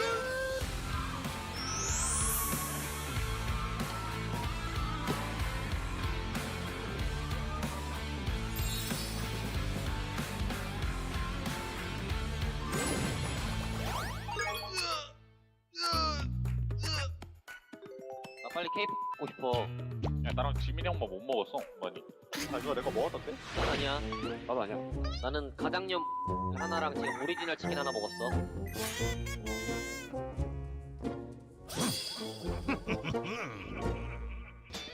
공부 세 번데? 뭐하냐고. 와. 화들짝 놀라는 거 봐. 야, 봤어? 아, 잠깐만. 마이크다. 몸에 진동이 느껴지는데? 야, 너 뭐 전기충격기 맞았어, 병자? 약도분이 아니라서 조금 놀랐어. 페이저건 맞은 것 같은데? 일어났어? 나이스. 잡아요. 여기 서퍼. 여기 보인다. 와봐. 형이 안만 봐. 아. 들어왔어. 나 4등. 떨었다. 손에도 온다. 유지 힘들어. 사람 죽었다. 잡았어. 오케이, 가봐. 꼬였어. 나 돌아가? 돌아왔어. 들어가. 그럼 잡아. 형 1등 봐볼래 그냥? 오케이. 아, 지금 밀렸다, 한 번. 나 지금 어떻게? 나치. 아, 스킬이야, 우리. 이러면 그대로 닐과 병수가 들어옵니다. 나이스. 나이스. 가비. 제발 아이템 문이시여. 아이템의 신이시여. 팔이 들 거야? 팔이 한번 깔게. 오케이 먹어. 공개 먹어. 엠미 저거. 나 2등 줄게. 자, 한 번 더. 빨리 타야 돼. 공개 하나다. 나 2등 못 한 번. 미사일. 나 땀팔이. 오케이. 2등 팔이 들어. 좀만 버텨줘. 좀만 올라갈게. 뒤에 한 사람 아 가는 쪽으로 한다 그럼. 네네네. 지금 나는 부를게. 우태원 맞을게. 이거 마지막 오르막에서 미들로 한 번만 할게. 왼팔. 아. 나 물었어. 파리까지. 뒤로 한 번만 말 칠게. 할게. 오케이. 쌍쌍 하나 뺐다. 나이스. 그러면 사이드. 엠미 버릴게. 나 이거 그러면 나가서 오르막에서 한 번 할게. 네. 들었어. 가. 떴다 이거. 나 파리도 막아. 파리 따줄게. 이제 막상 봐야 돼. 막상 볼게. 또 나왔어요. 번개 5개째. 내가 할게. 이게 맞았어. 한번 할게 지금. 내가 또 할게. 나이스 봐봐. 맞아. 공개 하나 더 왔어. 천천히 봐. 그럼 뭐? 혼자 해야 돼. 야. 와 번개 3개네. 야 번개 3개야. 뭐야 이거? 야, 캠 지렸다. 뭐야 이거? 야미. 나이스. 또 잘 챙겼다, 준현이.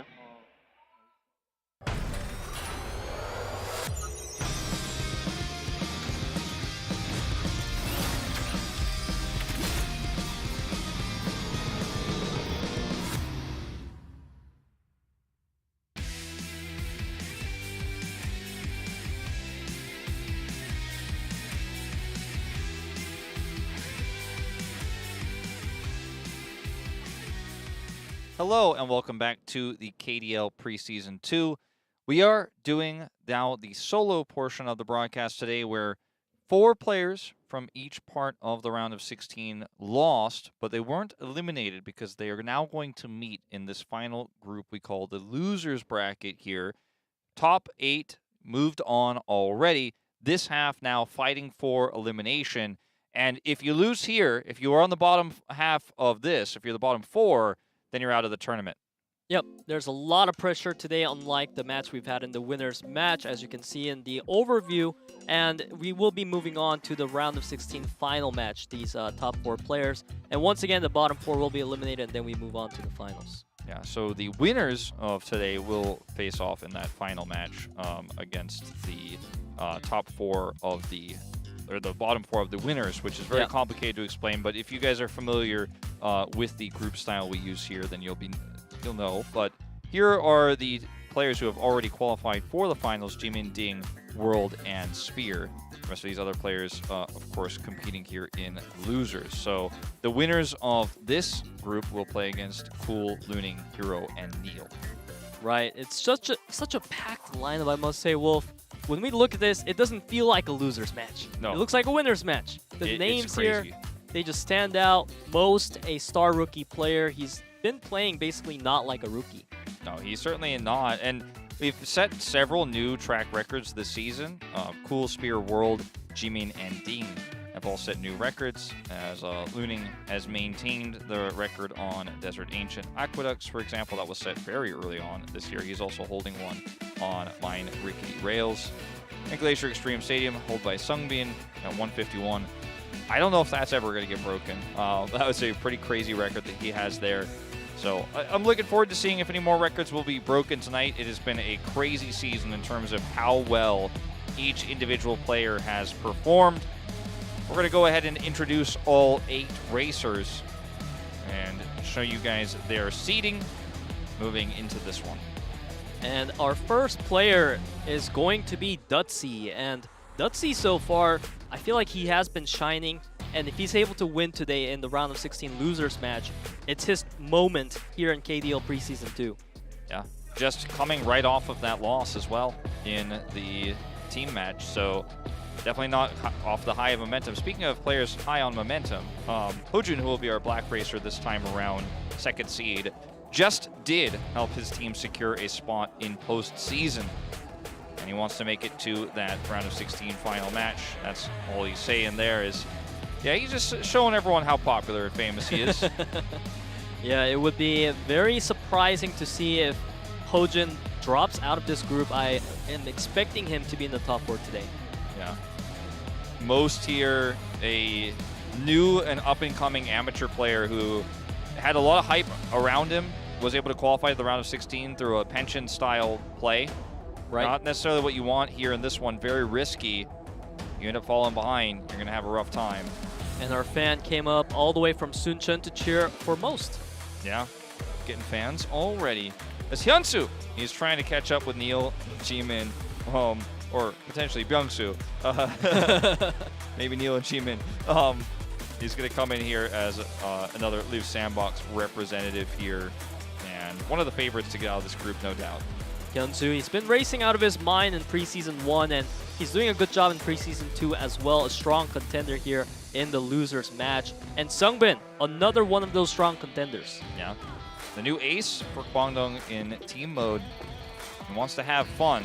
Wants to have a fun time in tonight's round of 16 final match, potentially. Final sure match he is the will. one if he wins, but yeah, the losers match, I should say. And Spell, I think Spell has really improved a lot this year. I actually think he's one of the underdogs or dark horses to potentially get out of this group, and was eliminated in a losers match last time. See if it happens to him this time around, back to back. It's no weak feat to actually make it this far anyways, but maybe this time is the time where he actually makes it to that final round. A core member of Seongnam ROX and Spell, and of course JJONG, one of our more highlighted players off of the ace matches in Preseason 1. He's going to say he's just going to show some polite plays. We'll see about that. Yeah, I mean, if he's just taking every game first place, that's not very polite. No, definitely not polite. Well, if he makes space for everybody else, he's like, yeah, you guys can fight for second. I'm just gonna leave you guys alone. Joker, I'd say definitely our biggest underdog coming into this one. He's a very strong player. He's one of Sensation's guys, but right. He is going to have a rough time. He's the bottom seed. I think definitely stands out as one of our 8 players here who you don't expect to get out of this group, but definitely could surprise us. I mean, JJONG also, I feel like, has underperformed so far compared to our expectations. Right. And, you know, those are 2 players at the bottom of our seeding as a result of those underperformances that I could see struggle. But we're going to move into our first track now. It is going to be Glacier Extreme Stadium. We're starting things off with the hairpin turns early on this one, Peter, for our very first track here in the losers match.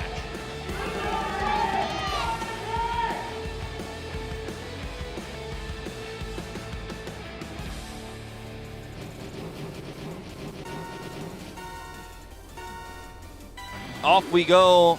track number 1 here in the round of 16 losers match here for preseason 2, and HoJun with a fantastic start. I love it how HoJun, he's just able to buy himself so much space off of his lines. However, you got to keep in mind that our players in the back, they will have a bit of an advantage in the boost gauge. So we're going to see them catch up real soon. Seems like JJONG, he's looking for that right now. All right, SUNGBIN here pushing ahead as well, taking some really aggressive inners, and he's going corner to corner, going just straight across with those cuts while also building nitro. He's got a great amount of nitro built up so quickly here as well. So HoJun's going to use one to push ahead of him. Let's see if he can maintain that advantage. The answer is no, at least not for now, as we go into the hairpin turns for lap 1. SUNGBIN and HoJun keep trading right now, and Spell is coming up to say, hey, I want to be in this top 2 as well. I am sick of this 3rd position. JJONG, however, he's going to be able to capitalize off the line that he took. He's able to keep up with HyunSu now. HoJun has a slight nitro advantage, actually, and he's used it here multiple times. His cuts have been fantastic to build some extra nitro to keep contesting, as he has some collisions there on the back of the pack. But my eyes really are on this 1v1 between SUNGBIN and HoJun. By the way, a rematch of what we saw earlier today. Oh boy. HoJun, he takes a big collision there now. It's no longer a 1v1 between him and SUNGBIN. It seems like SUNGBIN, he wants to just take this 1st place all the way home. Joker and Most fighting in the 2-3. Okay, HoJun, though, he did have some additional nitro, and he's actually maintaining top 4 right now and actually battling back in. I think his run is not done in this first track just yet, as Most is having a phenomenal start here as well, just creeping up as SUNGBIN defends him. HoJun gets the inner on these hairpins. SUNGBIN, how good's your defense here? We're going to find out. Fantastic there. I love how he was able to kick back HoJun. HoJun still maintaining 2nd place. However, at this point, I'm sure he just wants to go for a safe line here to come in at least in that 2nd place. He had that extra boost, but it's unfortunately just a little bit too late to pass SUNGBIN. So the rematch of the ace in these two meeting here in solo, and it is this time SUNGBIN who's going to come out on top. But man, HoJun kept it competitive the entire time. Extremely close back and forth between those two. Most will get the podium finish in 3rd as well, so picking up a ton of points here in his first one will be the 5 he grabs on this one. And also, Joker is going to be the one who ends up in 4th, so bit of a surprising result here with HyunSu and JJONG underperforming here a little bit on our first track. Yeah, absolutely. A lot of the players are down bad in points in our first track. SUNGBIN, he has a huge lead for himself. And I feel like SUNGBIN is a player that's pretty good at the pension type of play. So I feel like he's not going to give up on those points anytime soon. He's going to be one of our beacons of consistency. I absolutely do agree. He will, of course, have track selection as well with his win of that first track, so can continue the momentum here. We'll see where we're going. It's going to be Desert Construction Chaos, so definitely can see some chaos here. This is always a scary one for solos because of how many ways you could fall off the map. Let's find out who's going to win this one, our track number 2.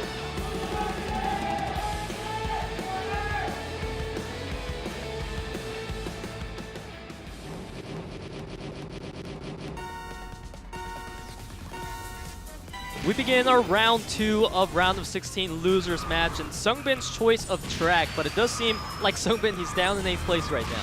Does seem that way, unfortunately, at the start of things, but it can definitely bounce back. Still early days here. JJONG, actually, speaking of bouncing back, bit of a rough start, finishing in 5th, now actually with a pretty nice lead. And Most, he likes to just hover around this 3rd, 4th place spot. This is kind of where he operates, and then sometimes he'll make that final push to 1st, and then otherwise he just tries to go for that pension style. And with the early lead he had with the podium, sitting in 3rd again feels pretty nice. Yeah, I feel like consistency is more important than grabbing 1st places in the solo, so I am loving his approach. He's able to capitalize off his opponent's mistakes and now come into 2nd by focusing on his own line. Yeah, it's a very reactionary playstyle here from Most. I like how you put that, as he even uses the brakes here to avoid those collisions. He's just trying to play his own race. He sees the other racers not as challengers really, but just obstacles on his way to a podium finish here. Duzzi, though, is going to pass him now. Most will nitro 2nd here as Duzzi takes the inner. Very neck and neck as SUNGBIN still back in 6th. HoJun actually rounding out the pack after such a fantastic round 1.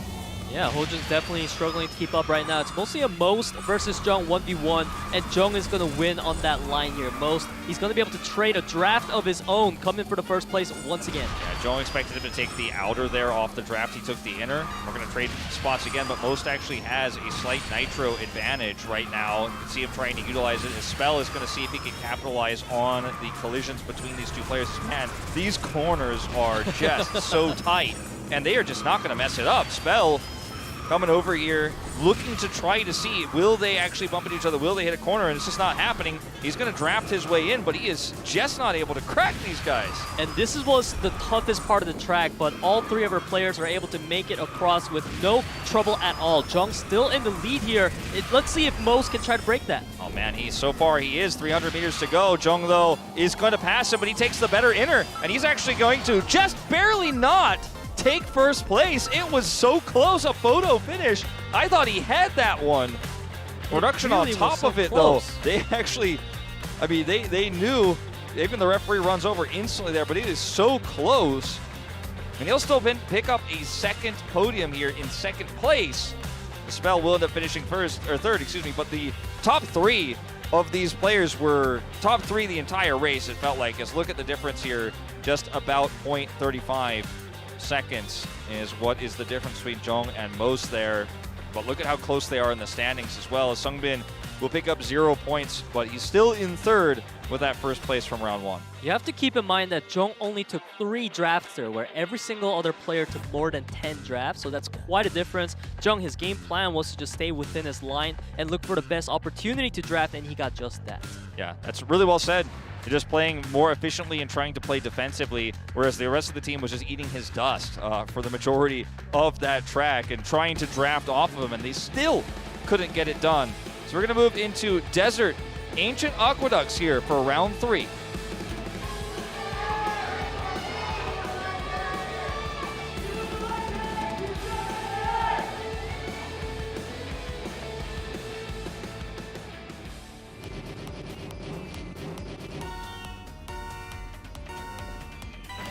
Off we go here in round 3. Most leading the pack.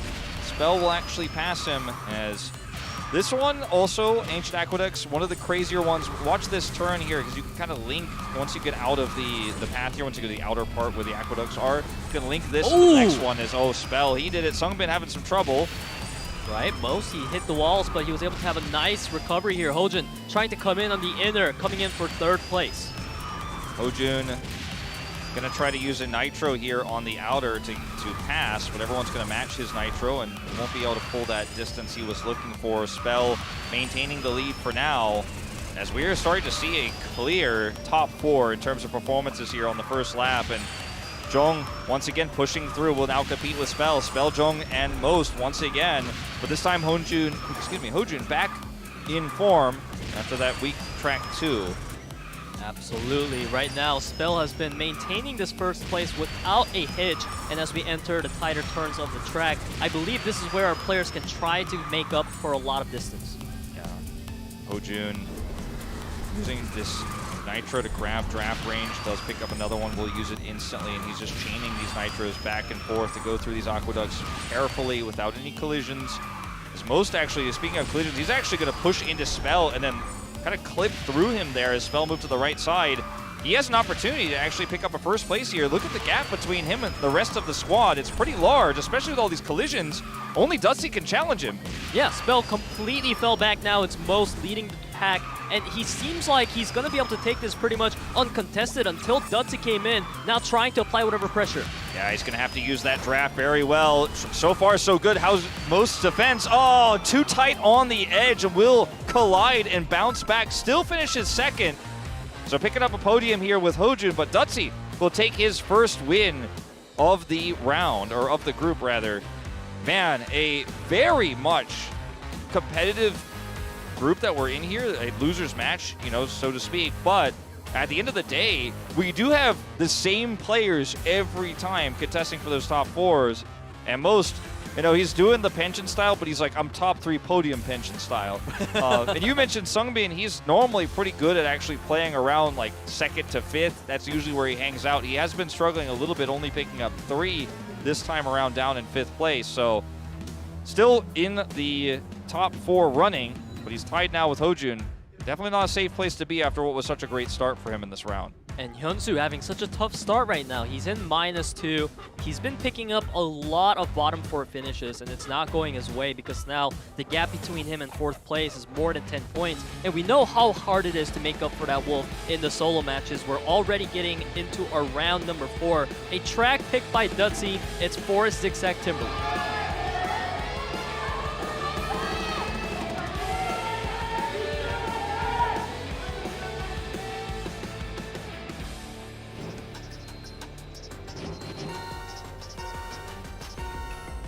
Off we go into our round 4 of round of 16 losers match, and it seems like Duzzi, he's gonna stick around in the bottom to try to pick up more booster gauge. Spell and SUNGBIN and Most having a phenomenal start. Yeah, Spell and SUNGBIN, great start here. Most up in 5th, actually trying to take the inner and then corner here into turning both the inner to inner there, but is not going to be successful with that one. Great nitro here, though. He just slides past everybody. That was so slick, but also so insanely greedy. If he hit anybody there, he was going to drop back to last place, but he just threads the needle. But like, it's also like a really curvy thread, and the needle is really small and also bent at an angle. Yeah. But he's now able to get up to top 2 here, competing with Spell. It's going crazy right here in Zigzag Timberland, which is exactly what we expect to see. So far, Spell has been maintaining that 1st place pretty consistently. Most, once again, with this phenomenal pension style in 2nd place. Yeah, Most also now, when some of these corners, able to win out better than HoJun and ended up wrestling away 1st place, and the gap is actually widening here. And HoJun's now kind of the gatekeeper between Most and the rest of the team. He's not sweeping for him because this is solos, but it feels like he is, considering how much of a gap there is. Duzzi also now trying to compete here as Most is losing a little bit of control. It's just constant drafts here. Duzzi looking for an opportunity. Yeah, Duzzi came in like a bolt of thunder right there, but he's going to fall back into 5th place now. Most, he is still maintaining the top of the pack. HoJun putting a lot of pressure, and I like that HyunSu is making a comeback, a run for 1st place because he desperately needs points. Yeah, Most is so on the edge of taking this one. Like, he and HyunSu are neck and neck, and HyunSu needs this so desperately, like you were mentioning, with a -2 scoreline right now. This could be what saves him and gives him the momentum he needs to potentially qualify for that final round of 16 match. Maintaining that lead for now, as SUNGBIN now going to make his opportunity, try to take his opportunity here with the final part of this last lap here. Most back in 1st. Oh, a bit of a collision there for HyunSu, and look at Most, he's just so clean. Yeah, the lines are just absolutely phenomenal. He is not choking at a single point so far. HoJun is also looking to do the same, but oh my god, HoJun! He manages to find a way to pass Most. Oh man, these two players, it's crazy how consistent they have been in this group. As Spell will drop down to 7th, he's also been very consistent, but HoJun finally going to take a 1st place finish here. But Most, he is just hitting podium after podium after podium. SUNGBIN also this time going to pick up a podium finish. It's 3rd, so it's not the one he was looking for, but he'll pick up 5 points nonetheless. And you can see in terms of the boost here across the board, almost exactly the same. As Duzzi, he tried to make so many aggressive passes, but unlike Most, he had 9 collisions there. He was constantly hitting people while trying to make those aggressive plays. Now Most is halfway to closing this group out here at 26 points. He has definitely been the most consistent, but HoJun is a close 2nd. As you said, Most, he hasn't picked up a single win yet so far, but his podium finishes have been so great that the overall point gain still puts him at 1st place. And right now in 4th, it is a hot battle. HyunSu, he tried to make a run for it. He came into 1st place, but it wasn't enough. He is still struggling in this group today. Certainly. As, you know, for the side of the bottom part of the standings, you know, it's almost out of time. You know, it's been very competitive. We're not looking at 35, 40 points just yet, but we are getting closer. Let's move into our next track here, World Tour, New York Rally.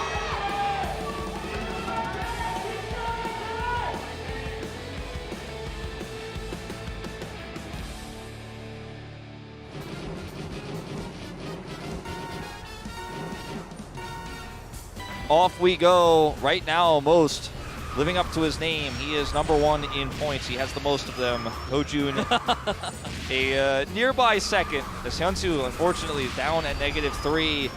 If you look at the current standings, Joker with a surprisingly good start here, but it looks like he may lose control of it. I say that. He's actually able to take inner to inner. Ooh, and most. Caster Curse. Yeah, he's not going to get the pension finish anymore, Wolf, after that one. It seems like it's Duzzi, JJONG, and HoJun running away right now with the top 3. SUNGBIN, he wants to put his name on the board and come in first. Now, luckily for most on New York, there is a lot of narrow passages, and we see all these collisions coming through. I don't think he's necessarily doomed to 8th. I don't think he's going to get a podium finish, that's for sure, but you can see he's actually able to close some of the distance here because of all these collisions, and he is able to just freely chase and catch up. So, actually went down to 25 meters.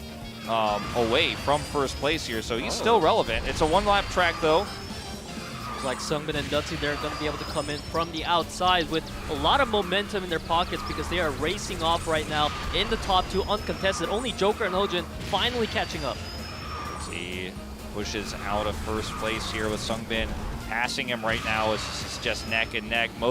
He closed the gap quite significantly, but he's not able to even break into 7th. As SUNGBIN, he is trying to take this one into his own hands.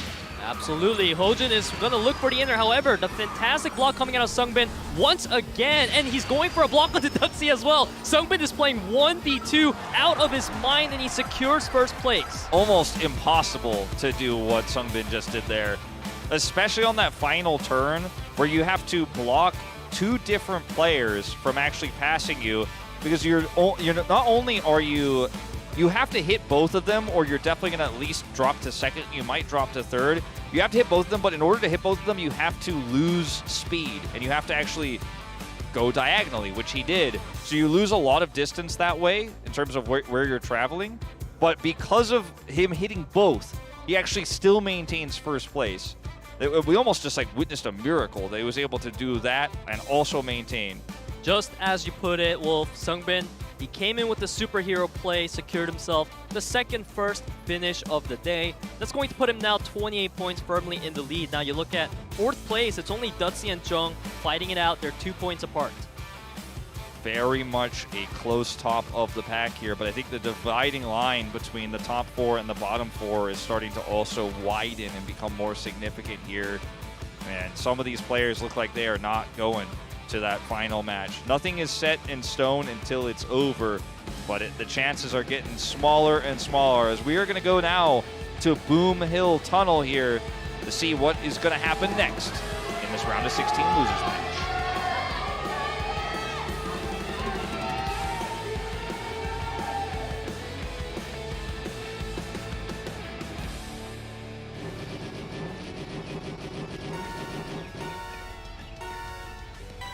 Off we go into our round 6 of round of 16 losers match. It feels like HyunSu has been really struggling in this group so far, so let's see if he can get in the top 3. And the other player, you know, HyunSu he has been consistently struggling, so he's at -4. But one player I want to point out too is Spell, who in the first few tracks was actually playing incredibly well. Like, he was getting those podium finishes, he was challenging for first place, and he just has not been able to maintain consistency. He's now down at 9 points, which I think doesn't really tell the story of how well he's played in this round of 16 losers match. Now, he's in top 4 right now. See if he can break into top 3. He needs it so desperately if he can prove that he actually did have a good night of Kart Rider tonight, because I think he has.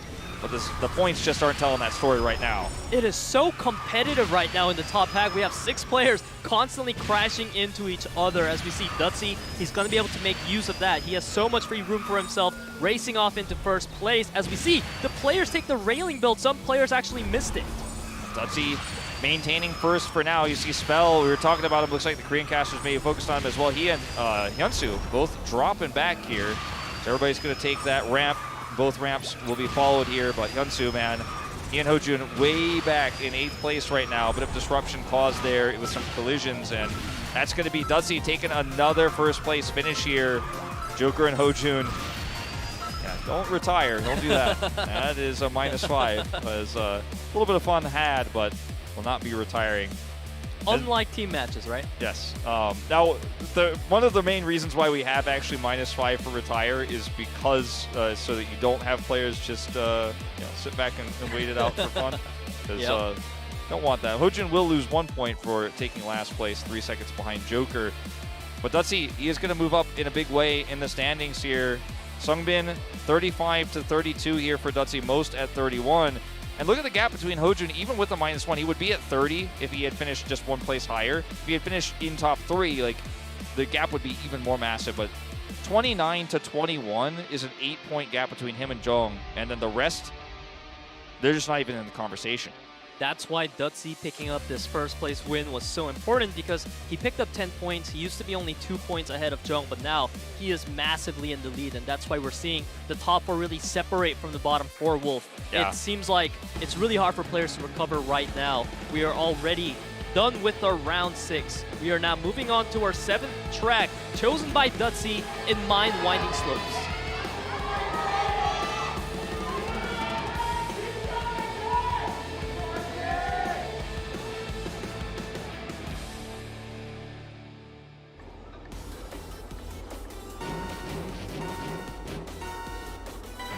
Off we go here, round 7. We are getting very close to the end of this solo match as Duzzi and Most up at the top of the standings with SUNGBIN right now. That win for Duzzi so huge, as you mentioned. Spell, he was able to pick up a few points there on that last round, but it feels like really JJONG is the only player in contention right now with the rest of the squad. And if he's able to pick up a first place, that would be huge. He's in first right now. Maybe the prophecy has been spoken. We'll see if he can keep it in this one-lap track. But the amount of pressure that HoJun always applies in that top 1-2 is incredible. You can see him, he's able to actually take away that first place. Now JJONG, he hits the wall multiple times, he's able to recover still and maintains the 2nd place, but it does mean the gap between JJONG and HoJun is larger. Yeah. See all these players have this track so memorized, starting off the drafts, or the drift, excuse me, before they even hit the ground, as HoJun does maintain that advantage over JJONG right now. And JJONG is contesting with Most, with Duzzi, with HoJun. HoJun actually taking this win over him would be huge as well. See Duzzi down at 6th place. Oh! Spin turn attempt from HyunSu. Yeah, so many players went for it. HyunSu got the best end of that one. So far, HoJun running away with this first place. JJONG, he's trying to apply pressure here on this jump, but it seems like HoJun's going to be able to finalize in first place. Bit of a rocky landing there from JJONG as well. Won't end up mattering because he had such a big gap after HoJun between him and the rest of the team. But, or rather the rest of the squad, but it won't end up mattering. He does end up taking 2nd place here and the 7 points that come with it. HoJun also 3 points now wider the gap between him and JJONG. But let's see what it does to the standings here, because it's still very close. As you can see, all these points coming through. Duzzi only picking up 4 here, so JJONG getting a 3-point lead over him. Man. It's still possible here for JJONG. Most down at 30. Like, it's between him and Most now as the most competitive 2 spots. Because Most came in at -1, completely in the last place. That's the snowball now. Most really playing for his life at this point. Being 2 points away from JJONG, Angry JJONG, must be terrifying. Definitely is. Angry JJONG is a scary thing. And he was so close to picking up the 10, which would have actually put him ahead and given him the opportunity to actually qualify. Now he still can if he can continue to get this momentum going, because he had a very rocky start in our first few rounds. He has really turned it around. Most also on the other side of things, dropping back a little bit. So we'll find out which one of these 2 players can be more consistent as we move to Korea Circuit for round 8.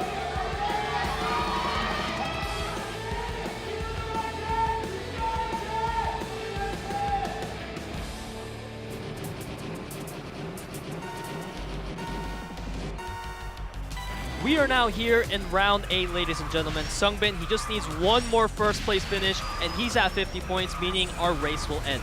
That is exactly right. So very close to the end. SUNGBIN, the only one who has the power to do so. I like how you said that. It's like, he feels so powerful now, but he's still sitting at 8th place. Yeah, 8th place at the moment, but we have seen crazier things happen. JJONG, it's Angry JJONG. I like how you put it in. He has a history of starting off a little bit rocky, but then pulling it through at the end.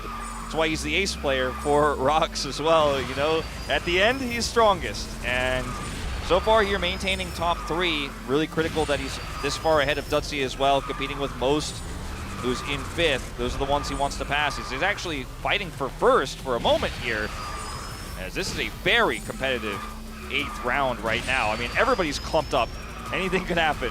Yeah, our eyes are fixated on Most and JJONG the most at the moment because those two players are fighting it out for the 4th spot. But JJONG, he's down in 7th. Most, he's fighting for top 4. All right, JJONG's got to be so annoyed here too because of how dense this pack is. He fell behind and now breaking through is so difficult. He was in a much better position before, and collisions like this one, you know, that's exactly what you don't want to have happen right now when you're fighting for your tournament life here, as he just has no angle to break through. Being in first is such a free and liberating feeling when you're actually out in the front because you know that no one else is going to be able to block you or hit you. Joker's now occupying that spot, playing spoiler here.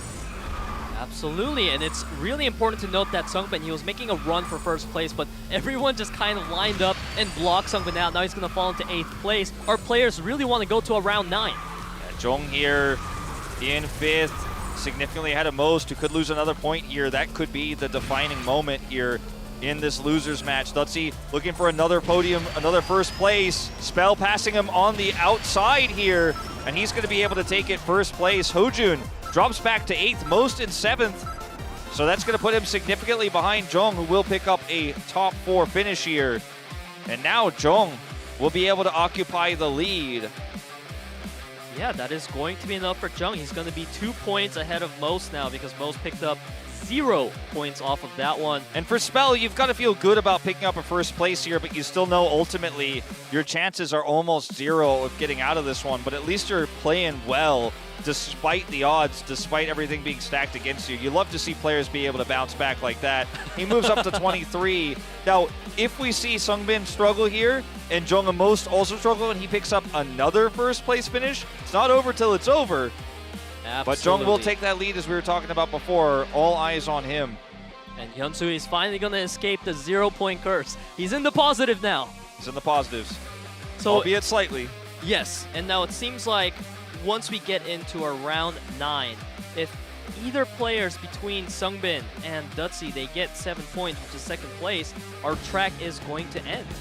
Well, we are going to a wild one now. This one is, we're getting deep in. We're going into round 9. It's going to be Rio de Janeiro here. See who's going to take the lead on this one.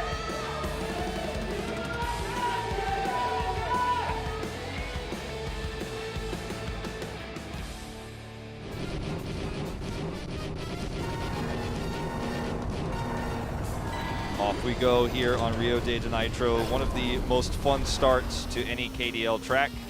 See that everyone's jumping out off the boosters, and this one is very rarely picked. You usually only see it when you get super deep because this one gets volatile. This one has narrow choke points but also wide open spaces.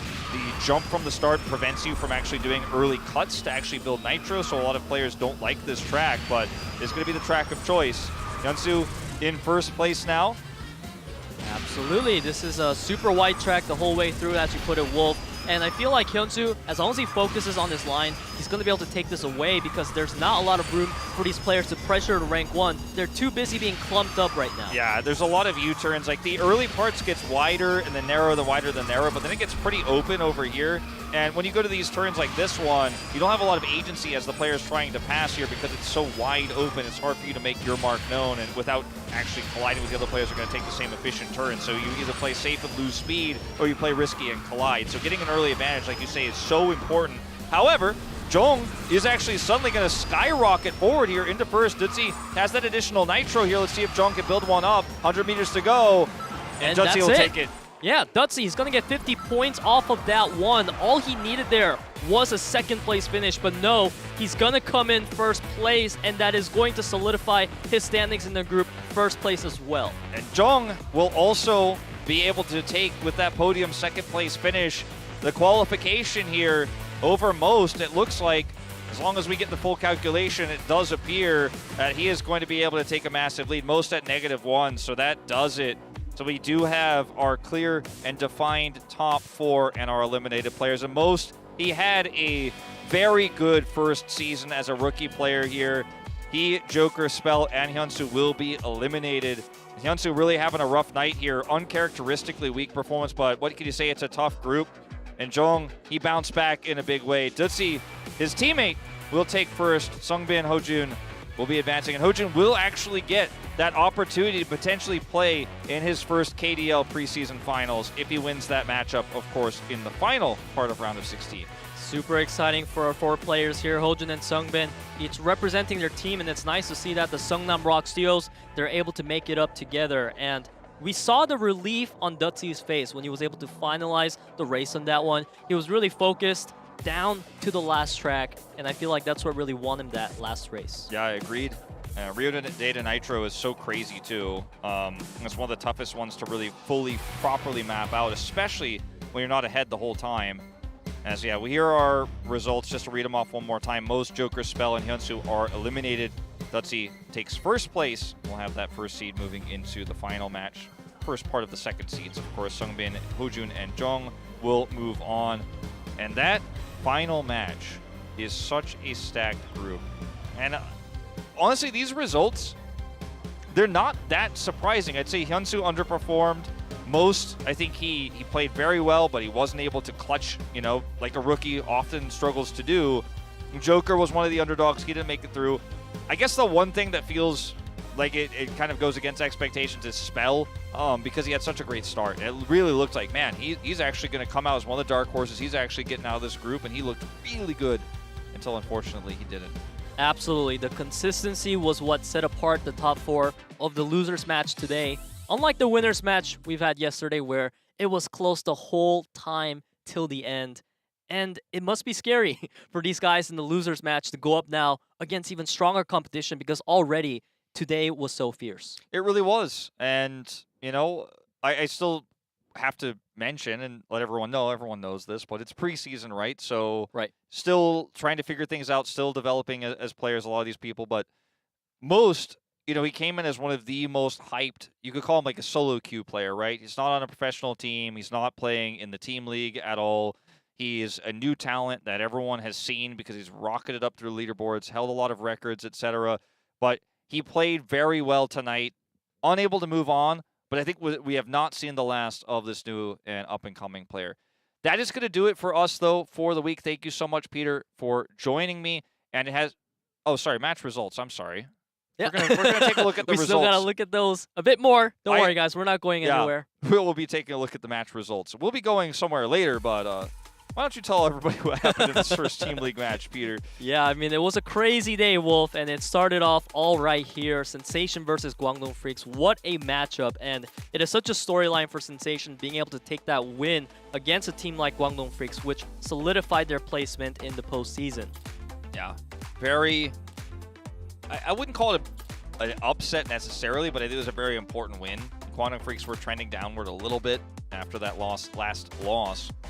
Sensation, they beat him in speed. I mean, that's all you really need to know, right? They won the ace match, which was super clutch and really close, but I think when you see the speed win over Kwangdong Freaks, that alone should make you want to respect this team as a real playoff contender. And then we, of course, had our second series, which, despite it not going to an ace match, was extremely close, both speed and item with the distance.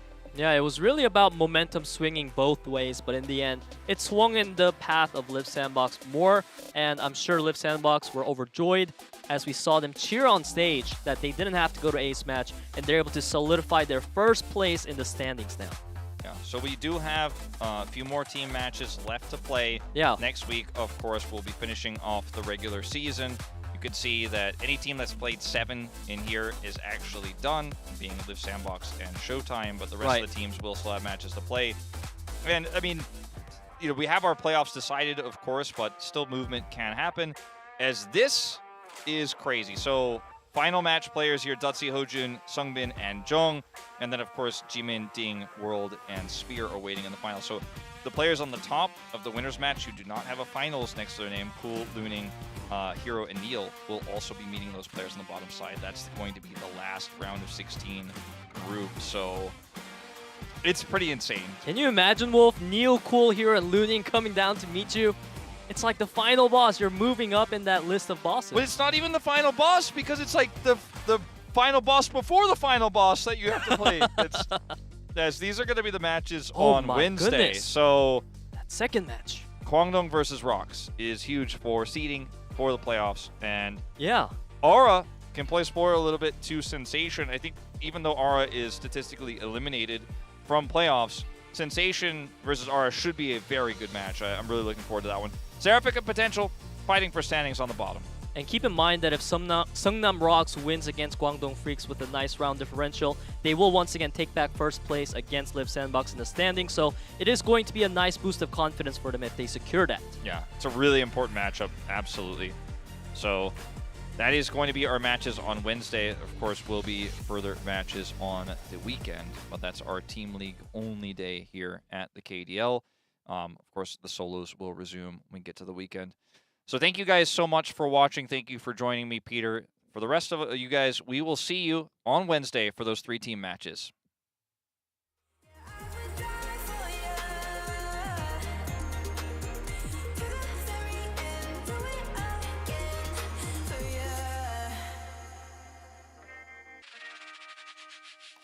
Take me downtown, we can see